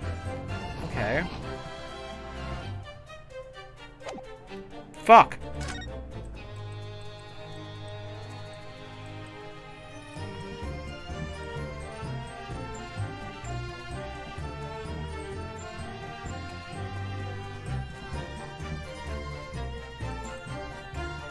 It's a nice butt print right there. Real nice. Okay. I have an inkling of an idea, but I don't know how. This isn't necessarily proof.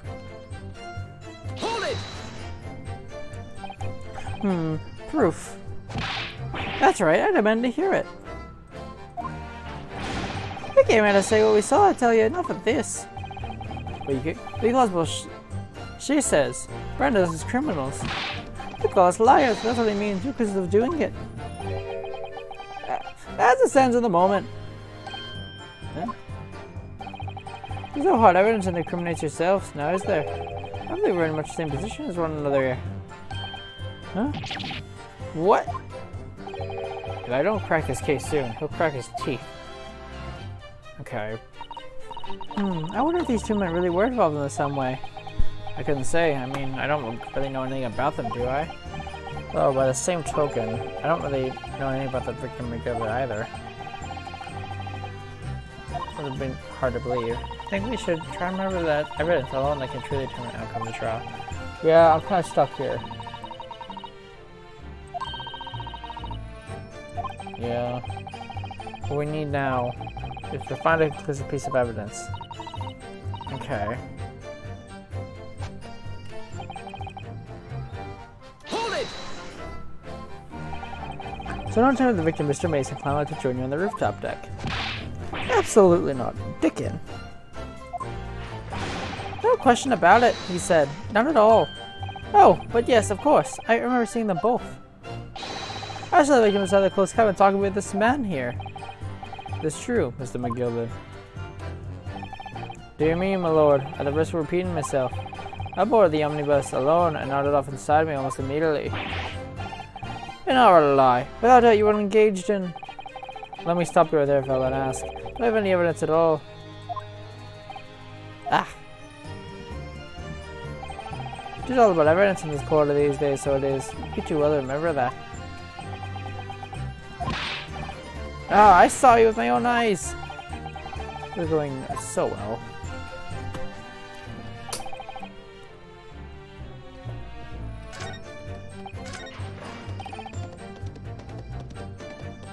Like, we've already proved this wrong in pressing. I don't think that's the answer. This also means nothing.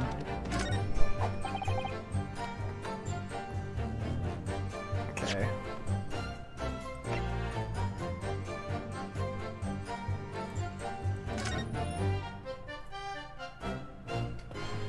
Nothing says here, like, any injuries to the body, so that's out.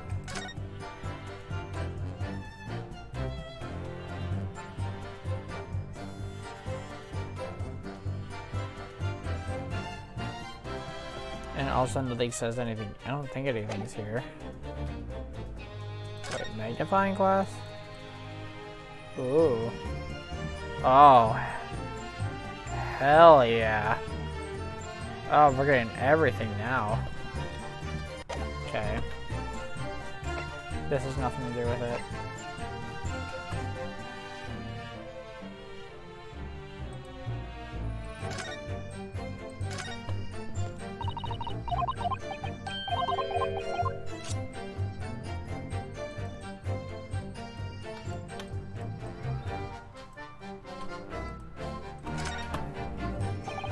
Warning letter M. Undeniably Mr. Magnus Gilda's initial. It's beautiful gilded too. Firewall, think. Ah, what is it? Look at this M. Turn upside down, it becomes a W. Change everything. W. Yes, it's one of those, you know, turnabout cases. I'm sure of it. I'm afraid I don't know at all. But what am I sure that it's an M? Oh, yeah, no one else here is an M.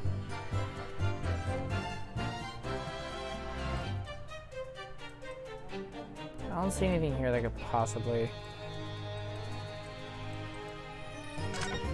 Because we already looked through this. Yeah. Well, why even give me the ability to unsheath this at all?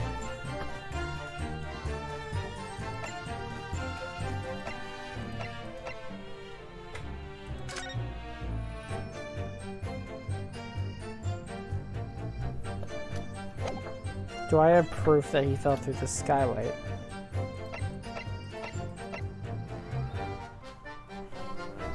Besides testimony, no.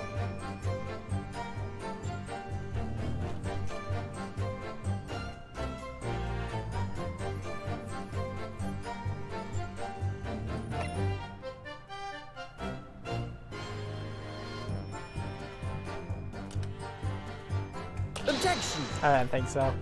That. Yeah, I was very unsure about that. Damn, you say. As I look at you, Counsel, I see your trembling hand, your pallor expression, your perspiring brow. Huh? It seems to me that is a damning inconsistency here. Yeah. Damning tongue. My other thought is that because most... Okay. I have another thought. It's because more pool of blood on the ground than there's the seat. Objection! Damn it.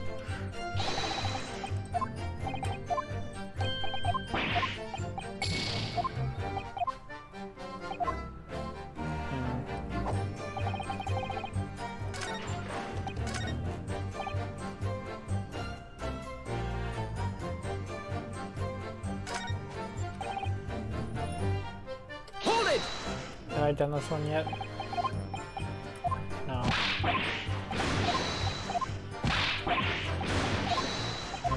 Yeah, we already done this, so...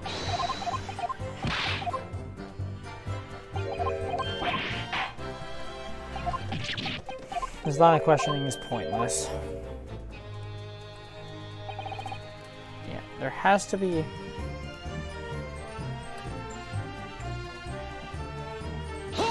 Ah, fuck, that's not what I meant to do. No connection with the victim is... Again, they've already proven that.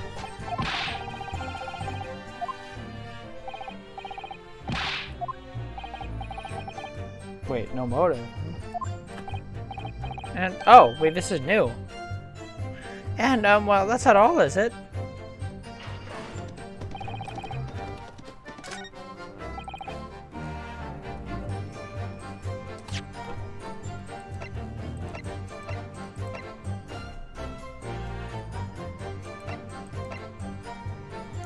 Like, it feels weird to push that.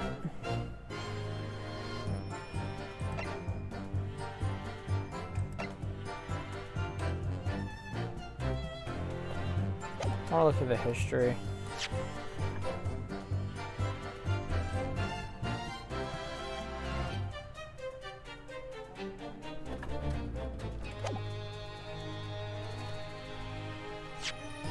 The only motive I can think is this. With the debtor's ledger. There's such a roundabout way of doing it.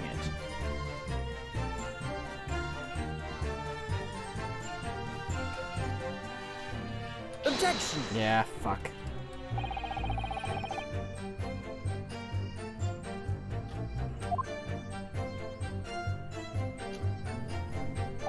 I'm sorry, Council, but I failed to see the connection. Oh. For heaven's sake, would you kindly desist from that wide-eyed pen I sure like you won't wear? Damn, what is it?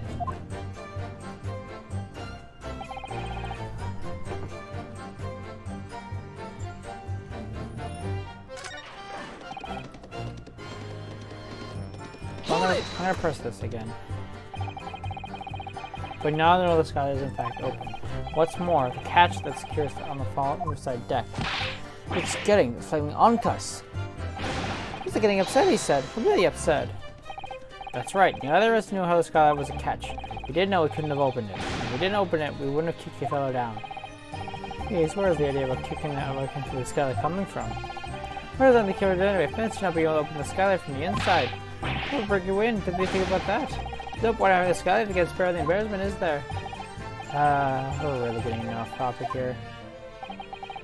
You actually have a point. Pray, do enlighten the rest of us. I'll tell you what my point is. If you sure the victim through the skylight, where's your proof?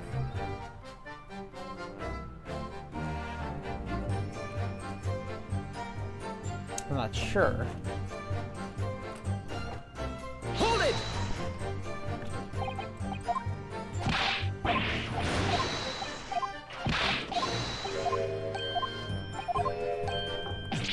I don't see anything that contradicts each other.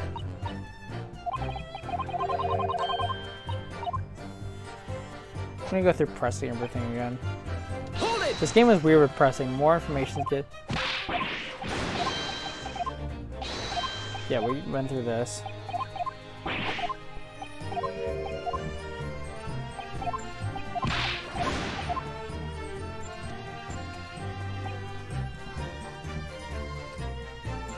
Hold it!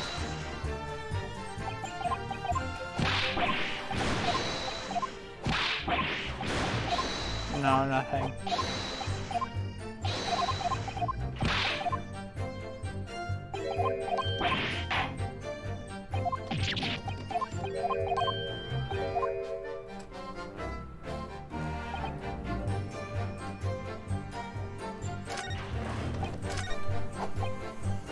I feel like it's one of those two.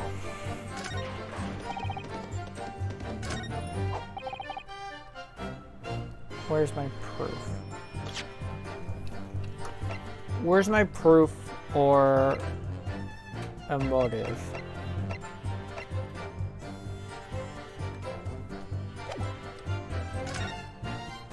Fuck. Because I've already tried.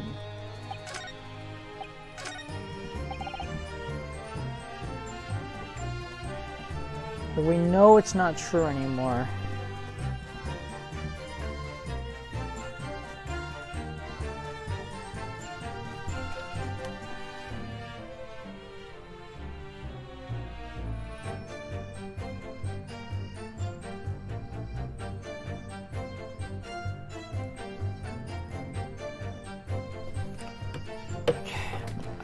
Yeah, no reason to kill the man. I'm so lost. Fuck!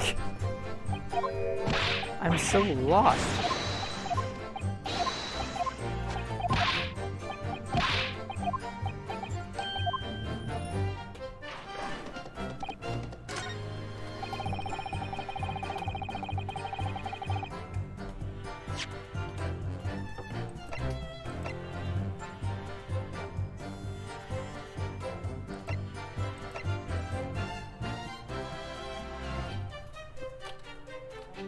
Don't understand if I present that. There's no connection.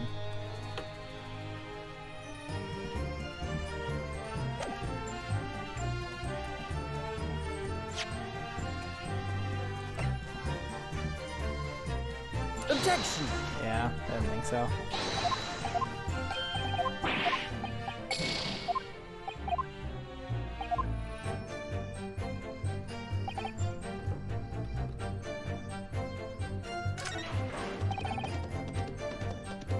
I really hope it's not this, because I'm gonna be pissed if it is. Objection! Okay, good. Alright. Alright, guide time.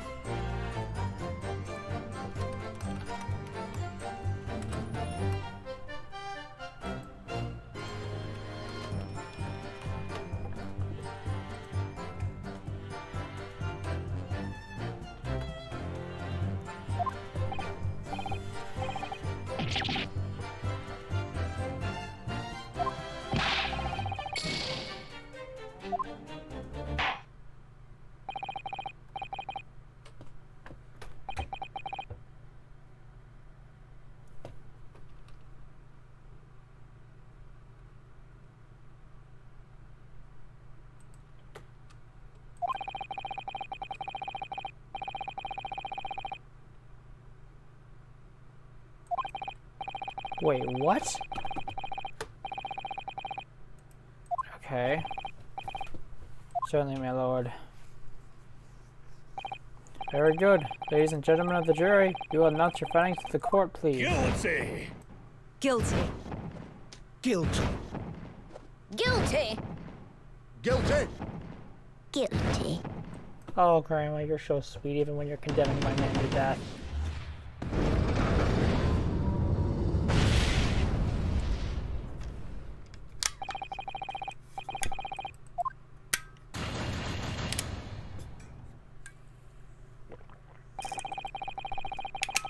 Jury for the swift and civil contemplation.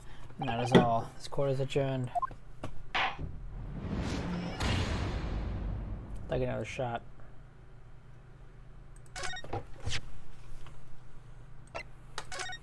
Okay. So, there's something I have to examine first. I want to see if I can actually...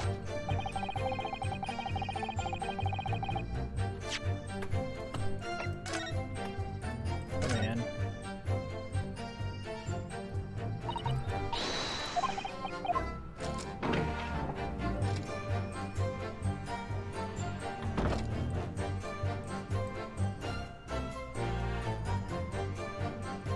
Okay.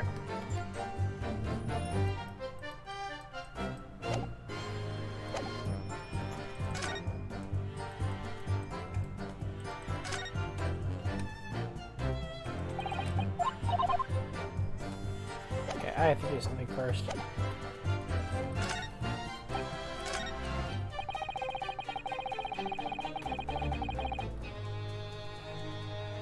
Hold it! First, I have to press here.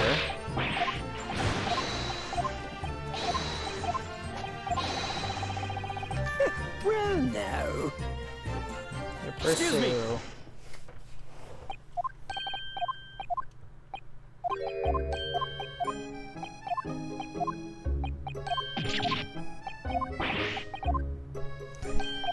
How? I still don't understand the motive.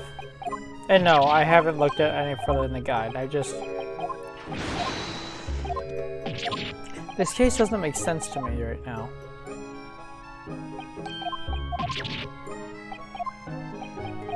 Because, like, why would he admit that connection if he was currently the if he actually was the culprit?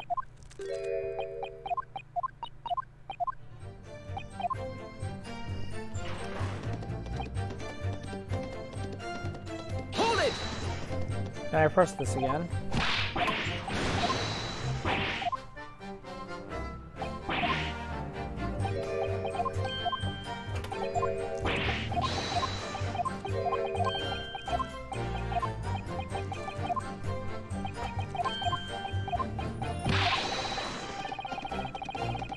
Wait, that ain't. Excuse me. Excuse me a second. Gina? Okay.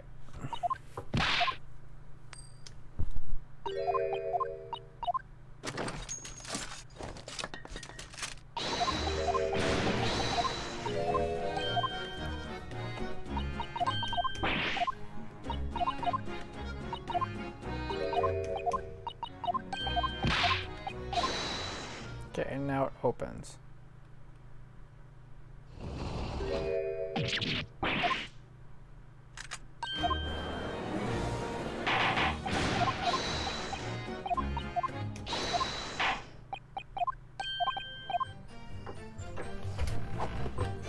So now...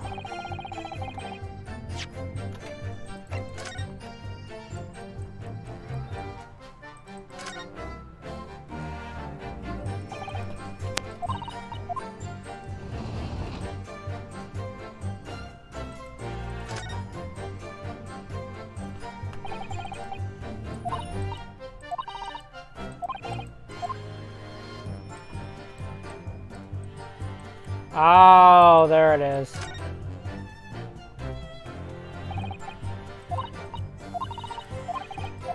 Yeah, it's not what I'm looking at. Okay.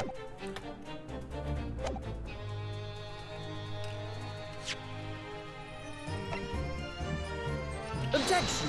What? Bullshit.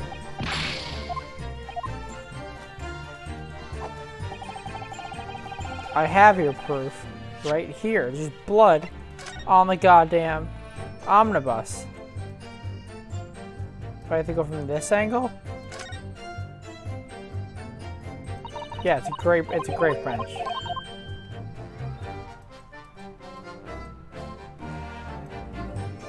Do I have to go from in here?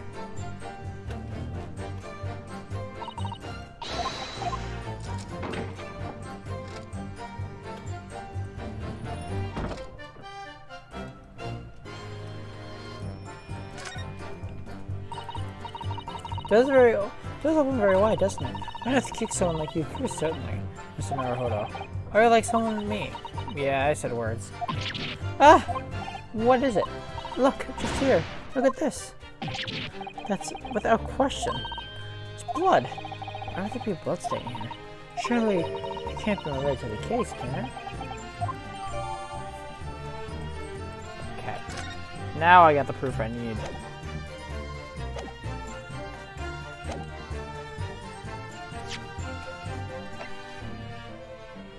Take this.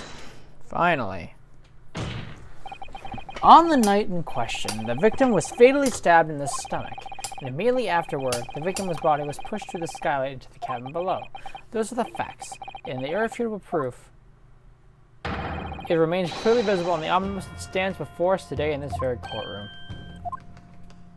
It's utterly humbug. Ugh, you can't possibly have any evidence. No, you can't. I mean, we didn't do what I tell you. It's impossible. Irrefutable proof. Here in this courtroom. Counsel. My lord. I believe everyone would appreciate a little clarification here, Exactly in the omnibus to this event to which you allude. We'll point out what it is that proves the victim found to the... Alright, well, give me a second. Ah, there it is. Got it!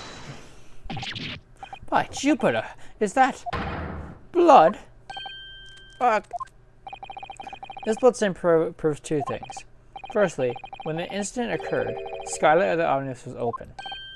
What? And secondly, the victim was already bleeding when he fell through the opening. Oh my. So it follows that Mr. McGilded, who was inside the enclosed cabin himself at the time, cannot possibly be guilty of this crime. No! Something feels wrong now. Like, very wrong. Order, order, order! Hold it! What? The blood could have sprayed up there when a fellow stabbed inside the cabin. I only found his way to one clear spot in the skylight. Sure, and that would be very convenient. Let's keep it in mind that the skylight catch is only unfastened for the roof deck. I myself, I wouldn't be able to open it now, would I? What? There's no way to know for certain, is there? If the gent really fell through the skylight, I mean. Why don't we have a good look at the floor of the cabin between the two seats, Mr. First? Yeah, this is what I thought. Just to plain, if you see, there's aftermath shows the poor fellow dropped to a fair height right there, so it is. What? No. But it can't be. It's all lies. Hold it! My fellow jury members, I think we can all agree that this clear proof of the defendant's innocence, can't we? I believe we can, sir. It's clear to me now where the filthy rubbish can be found in this courtroom. So, they thought they could pull the wool over my eyes, did they? I won't tolerate any guilt. Carriages being sullied with blood. I won't tolerate it. Oh, I always knew that nice gentleman who gave us the delightful park couldn't have done such a thing. On three then, everyone. 1, 2, 3. Objection! Something's very wrong here. There's no motive. Chilling performance, Mr. McGilded. Oh, and what do we be referring to there now, Lord Van Zykes? What will that say on the frame of the skylight? Such evidence is null and void. What? Why? For one extremely simple reason. That smear of blood never existed. What? What are you talking about? It's there for all to see. It's clearly blood. Objection! I'm personally attending Scotland Yard's investigation of the omnibus. The officer's involvement over the carriage with a fine-tooth comb. So I can say with absolute certainty, there is no spirit world existing in that carriage. At least, not until this trial began. But what are you suggesting, Mr. Lord? The stain of blood was fabricated, my lord? Yes. Well, the court has been in session. What?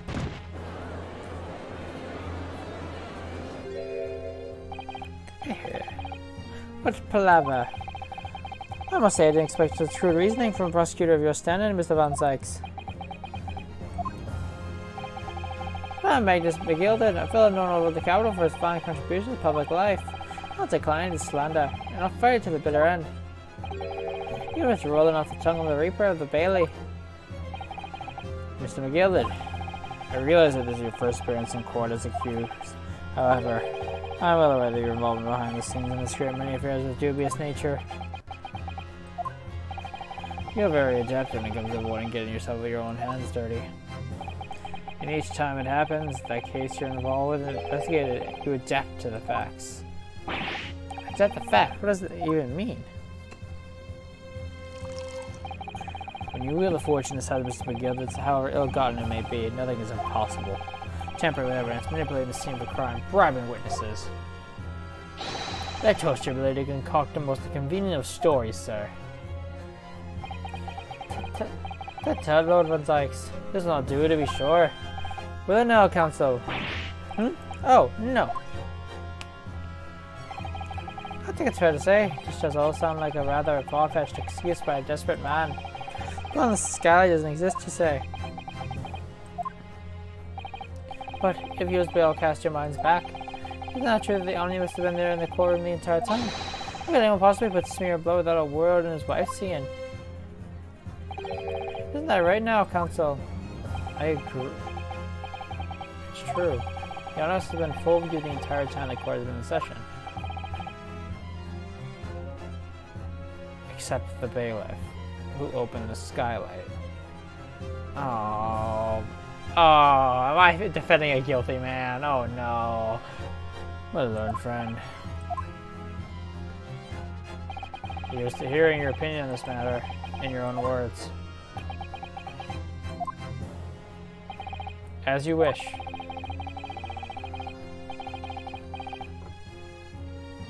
It could have been possible. As a defense lawyer, it's my job to advocate for the defendant as best as I can. But still, I feel as though there's something even more important at stake here. There is no evidence to suggest the defendant did as my learned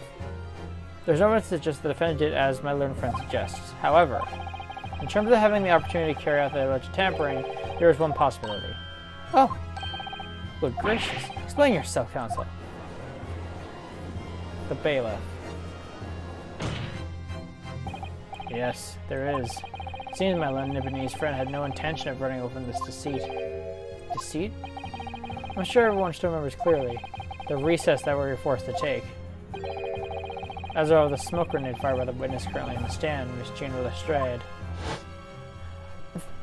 That also makes a lot more sense now that I think about it.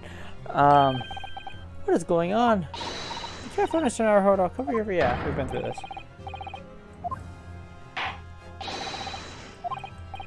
Yeah, we've been through this. The courtroom was filled with smoke, and everyone was thrown into confusion. All of us were made to leave the chamber. In that brief interval, under the veil of smoke and all the chaos, it could have been possible to steal inside the omnibus.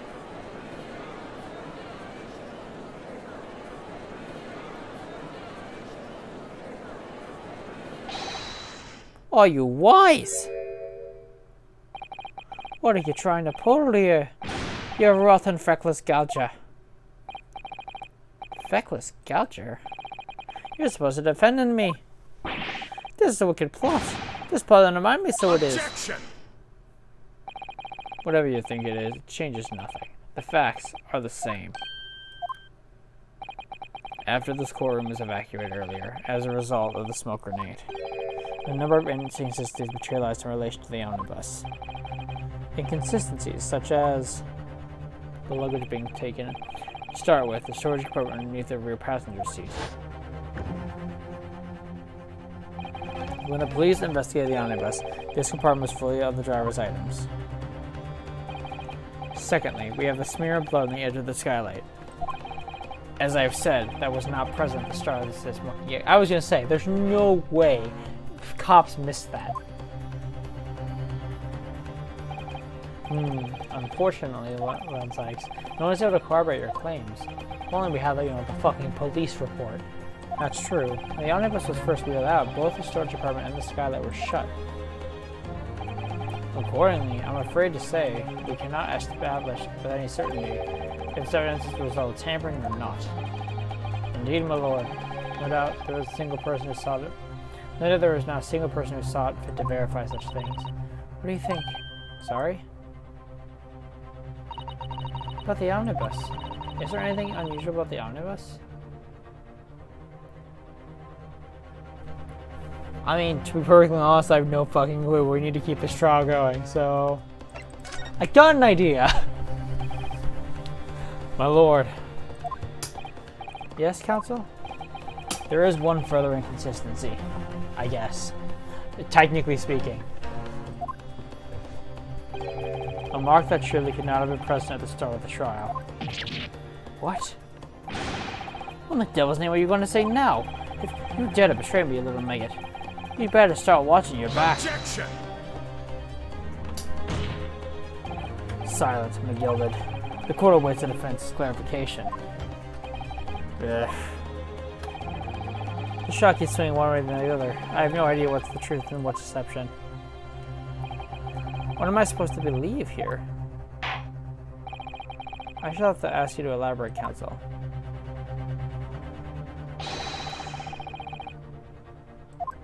Alright, what mark...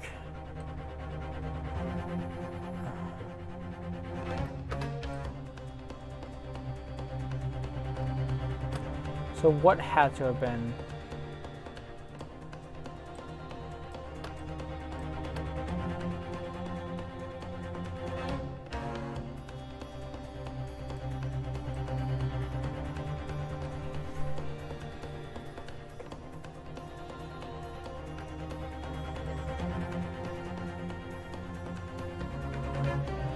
Yeah, I don't see anything.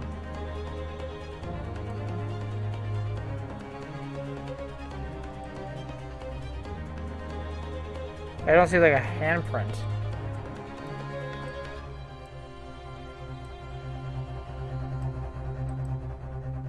I don't think it's this.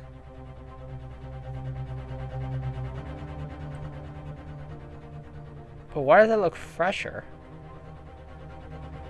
Like, why does it look a lot fresher? Fuck it. I don't think I'm right, but... Got it!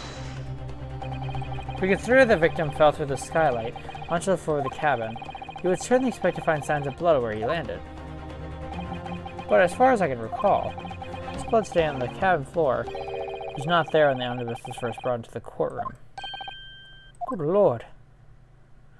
Yeah, okay, I was right. Yes, I do believe you're correct, counsel. Well said.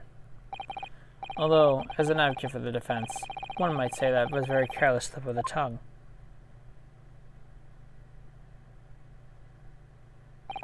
I believe that bloodstain on the floor is a decisive piece of evidence.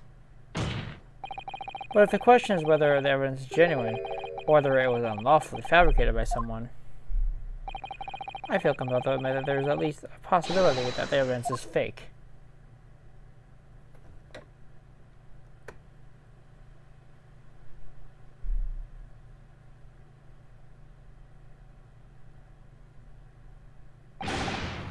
Arrgh!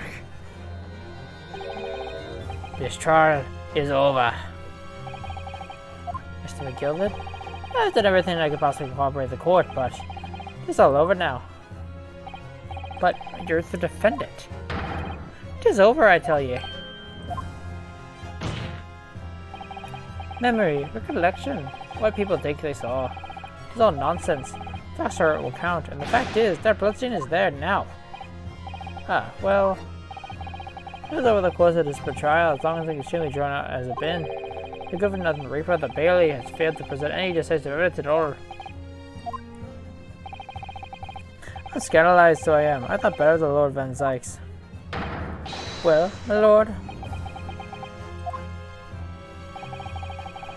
I must concur with the defendant. An unconfirmed recollection of individuals cannot stand as evidence. This moment in time, the particular bloodstain in the question is very much in existence.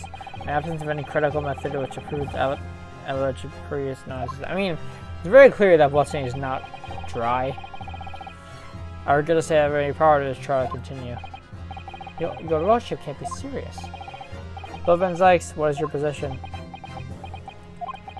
The prosecution, my lord, has no further witnesses or evidence to present. Very well. In that case, I believe we have explored every possible avenue of this matter. I should proceed with my education. As a formality, I am of course obliged to confirm the defense first. What formality? As things stand at the moment, it would seem that Mr. Gill will be found not guilty. Yes. But you mean we've won? Yeah, is that really what I want here? Really have the trial come to an end now? All these unexplained inconsistencies? Counsel for the defense. Your closing statement, please.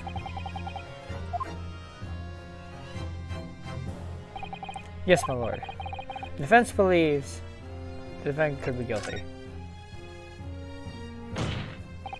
I am here in this courtroom today to advocate for the defense of my client, Mr. McGilded. However, at this moment in time, I cannot in all good conscience attest fully to the defendant's innocence. What are you saying, man? Without any question, there is no conclusive evidence to prove that the defendant is guilty. However, there is also no conclusive evidence to prove that he is innocent. Good gracious me. Hola. This is unprecedented behavior, counsel. Defense lawyer calling the accused innocence into question. Are you out of your mind? What? Oh, it was a grand decision to appoint you as my lawyer, so it was a grand decision. What? I must say, I didn't expect quite such an exciting spectacle at the end there, but still. Yeah, that was for your troubles. Ah. Good job you was done, fella. And some fine work you've done, so you have. What do you mean? This is just the right honorable gentleman so successfully put it forward. The trial can't go on anymore. And your closing statement there was, how did he put it now? Not more than a formality.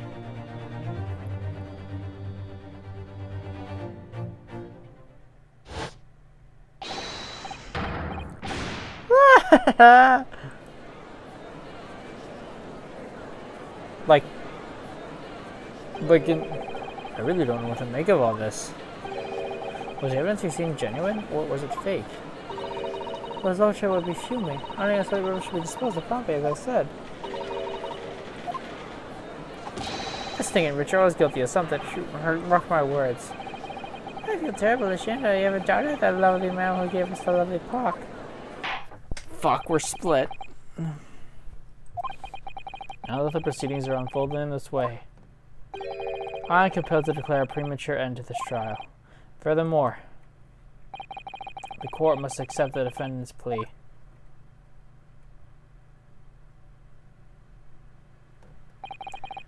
I take you kindly, my lord.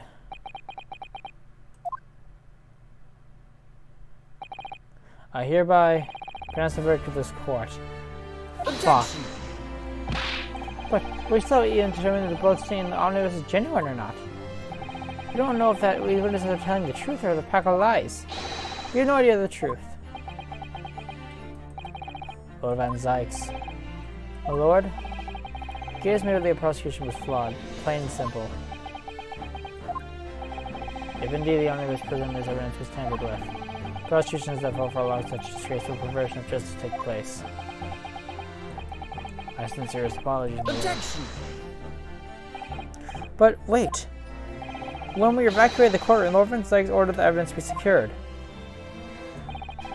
I'm afraid the prosecution cannot show responsibility in this matter. That's so unfair. The culpability of the defendant has not at this present time been established at this court. Consequently, the jury will not be required to proffer judgment. What? Well, Lord Van Zykes, it's been a pleasure, so it has. As for you, my dear fella, I couldn't have asked for a better defense. Do you mean to tell me all this grand a waste of time? There's a lot of land, my good man. If you'd like to pursue this matter further, you can always go ahead and try to change the law. Magnus McGilded. Good grief, you have more to say to me, have you? Just one thing, a warning. This is far from over. But something to be looking forward to then.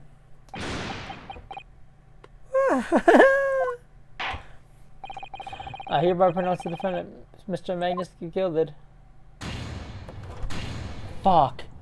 He totally got away with it.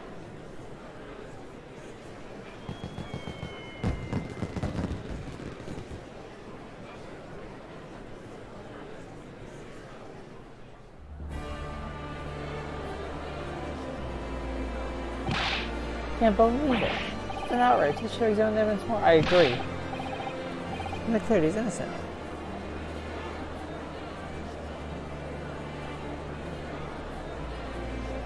No, I totally agree. But the courtroom in pandemonium for the second time that day, the judge delivered his verdict. And my first ever trial in Great Britain came to an abrupt end. The defendant being found not guilty, ostensibly a victory for us.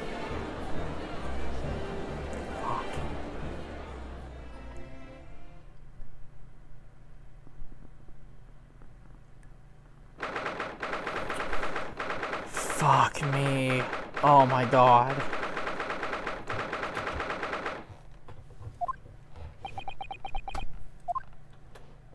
It certainly was a long trial. Ah, yes, it was. First ever trial on foreign soil and your first victory. It was a wonderful performance. My heartfelt congratulations. And to you, Mrs. Otto, I thank you for your assistance. I suppose we should be happy. Trouble is, we're still completely in the dark about what actually happened. Well, we didn't have enough time. But isn't it wrong? I mean, who was actually responsible for the Mason's death? We don't even know that. The sole aim of the defense is to obtain a verdict that is extraneous to the defendant. You carried out your duty to perfection. Aye, that you did. Mr. McGilded. Ah, they go with him too.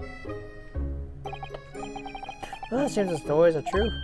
Oh, what story? But there's looking those fireworks to be letting off when there's a verdict not guilty. I'm sure you must have seen them now. Spectacular, wouldn't you say? Yes, definitely. What was a sight to behold? To be sure it was. And I've used the tank, I suppose. I had the opportunity to see it. Oh, I don't know about that. I'm not sure I really did anything. What you saying, fella? How did I walk out of there a free man then? I don't think it was so much thanks to me as down to your planning. You're a straight-talking fella, aren't you? I must say, you're having a stray with the head once or twice. But you're young and headstrong. It's just water under the bridge. Congratulations, Mr. McGilded. having your name cleared. Nothing resolved. There's only one thing that matters to me. Oh? They all seem that I didn't do that odious and obscene deed. Tis grand, is it not? I suppose it is. Another one village of Scotland Yard can take matters from the hand and sort of the wee details. Let's see what it is, if I can tell the truth. I have absolutely faith in them, so I have. After all, I do provide a good number of the wages with all the taxes I pay. Not that funny. So then, as we agreed aforehand, 1,000 guineas for your troubles, fella. Oh, no, I couldn't possibly accept that. Dude, you... I'll be whist, you're humble people, are you, from the east?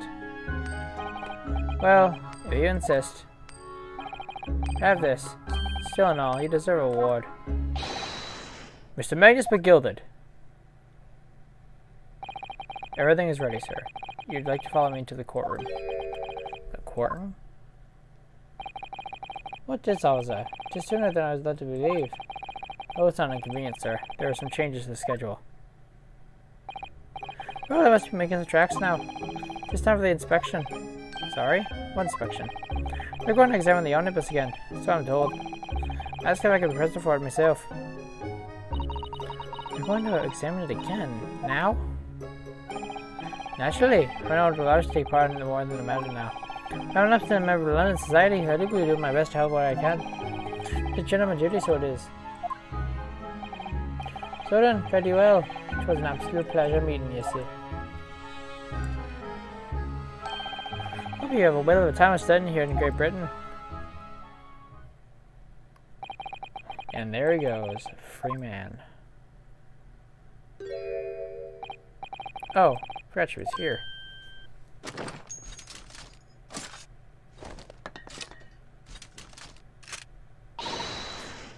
You'll move.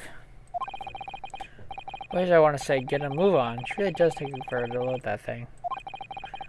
Ms. Lestrade, would you mind putting that thing down? You're a grown-up. Sorry? And I hate all grown-ups. Ah, there you are. Naughty, naughty, running out like that. Some kind of picnic? Who's this little girl now? And taking that with you as well.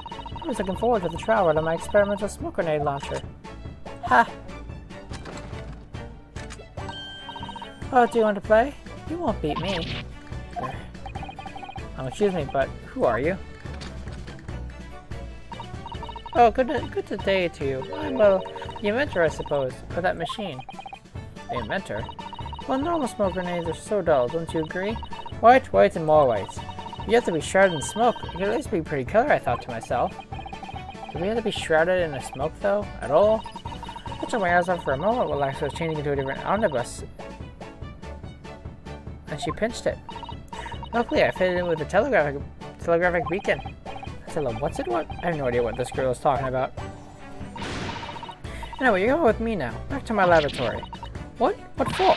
The apologies, of course, silly. To my technician. What? You mean...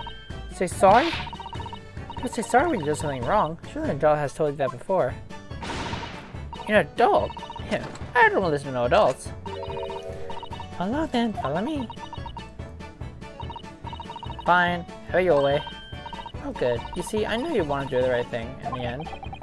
Really sure she wanted nothing to get shot by a massive gun of yours.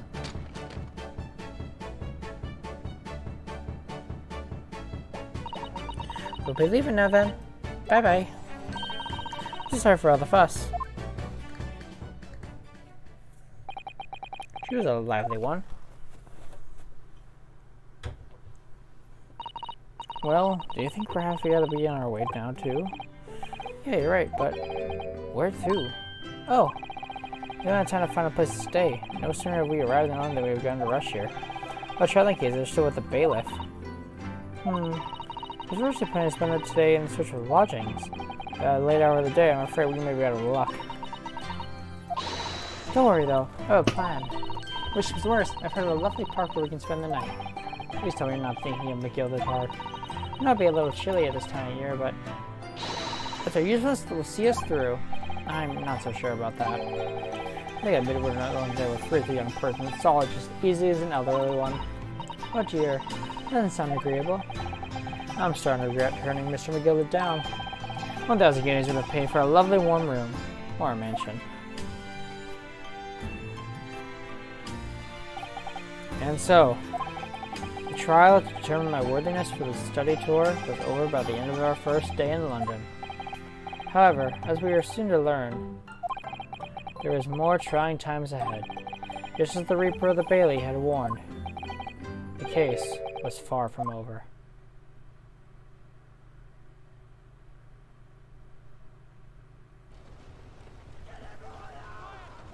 What, he just burned it down? He just fucking, oh my god. How How did this happen? obvious do you have to be?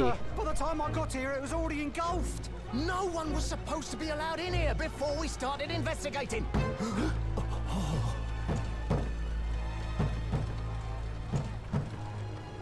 No. Oh, good God. There's someone in there. Who? It's not Santa. Don't tell me it's the prosecutor. He's so cool. This can't be. Okay, well, good. Well, he's a scar too. What the fuck is happening?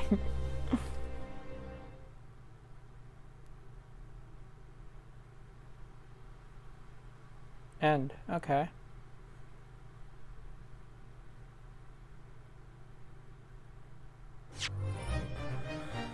Fuck me. Oh god, this game is good. This game is fucking good. Hold on. Alright.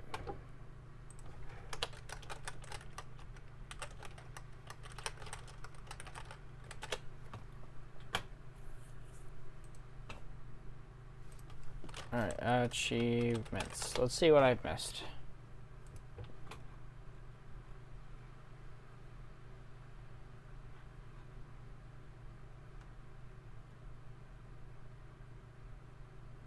Okay. I got all the achievements for that one. Fuck, that was a roller coaster. I didn't expect that at all.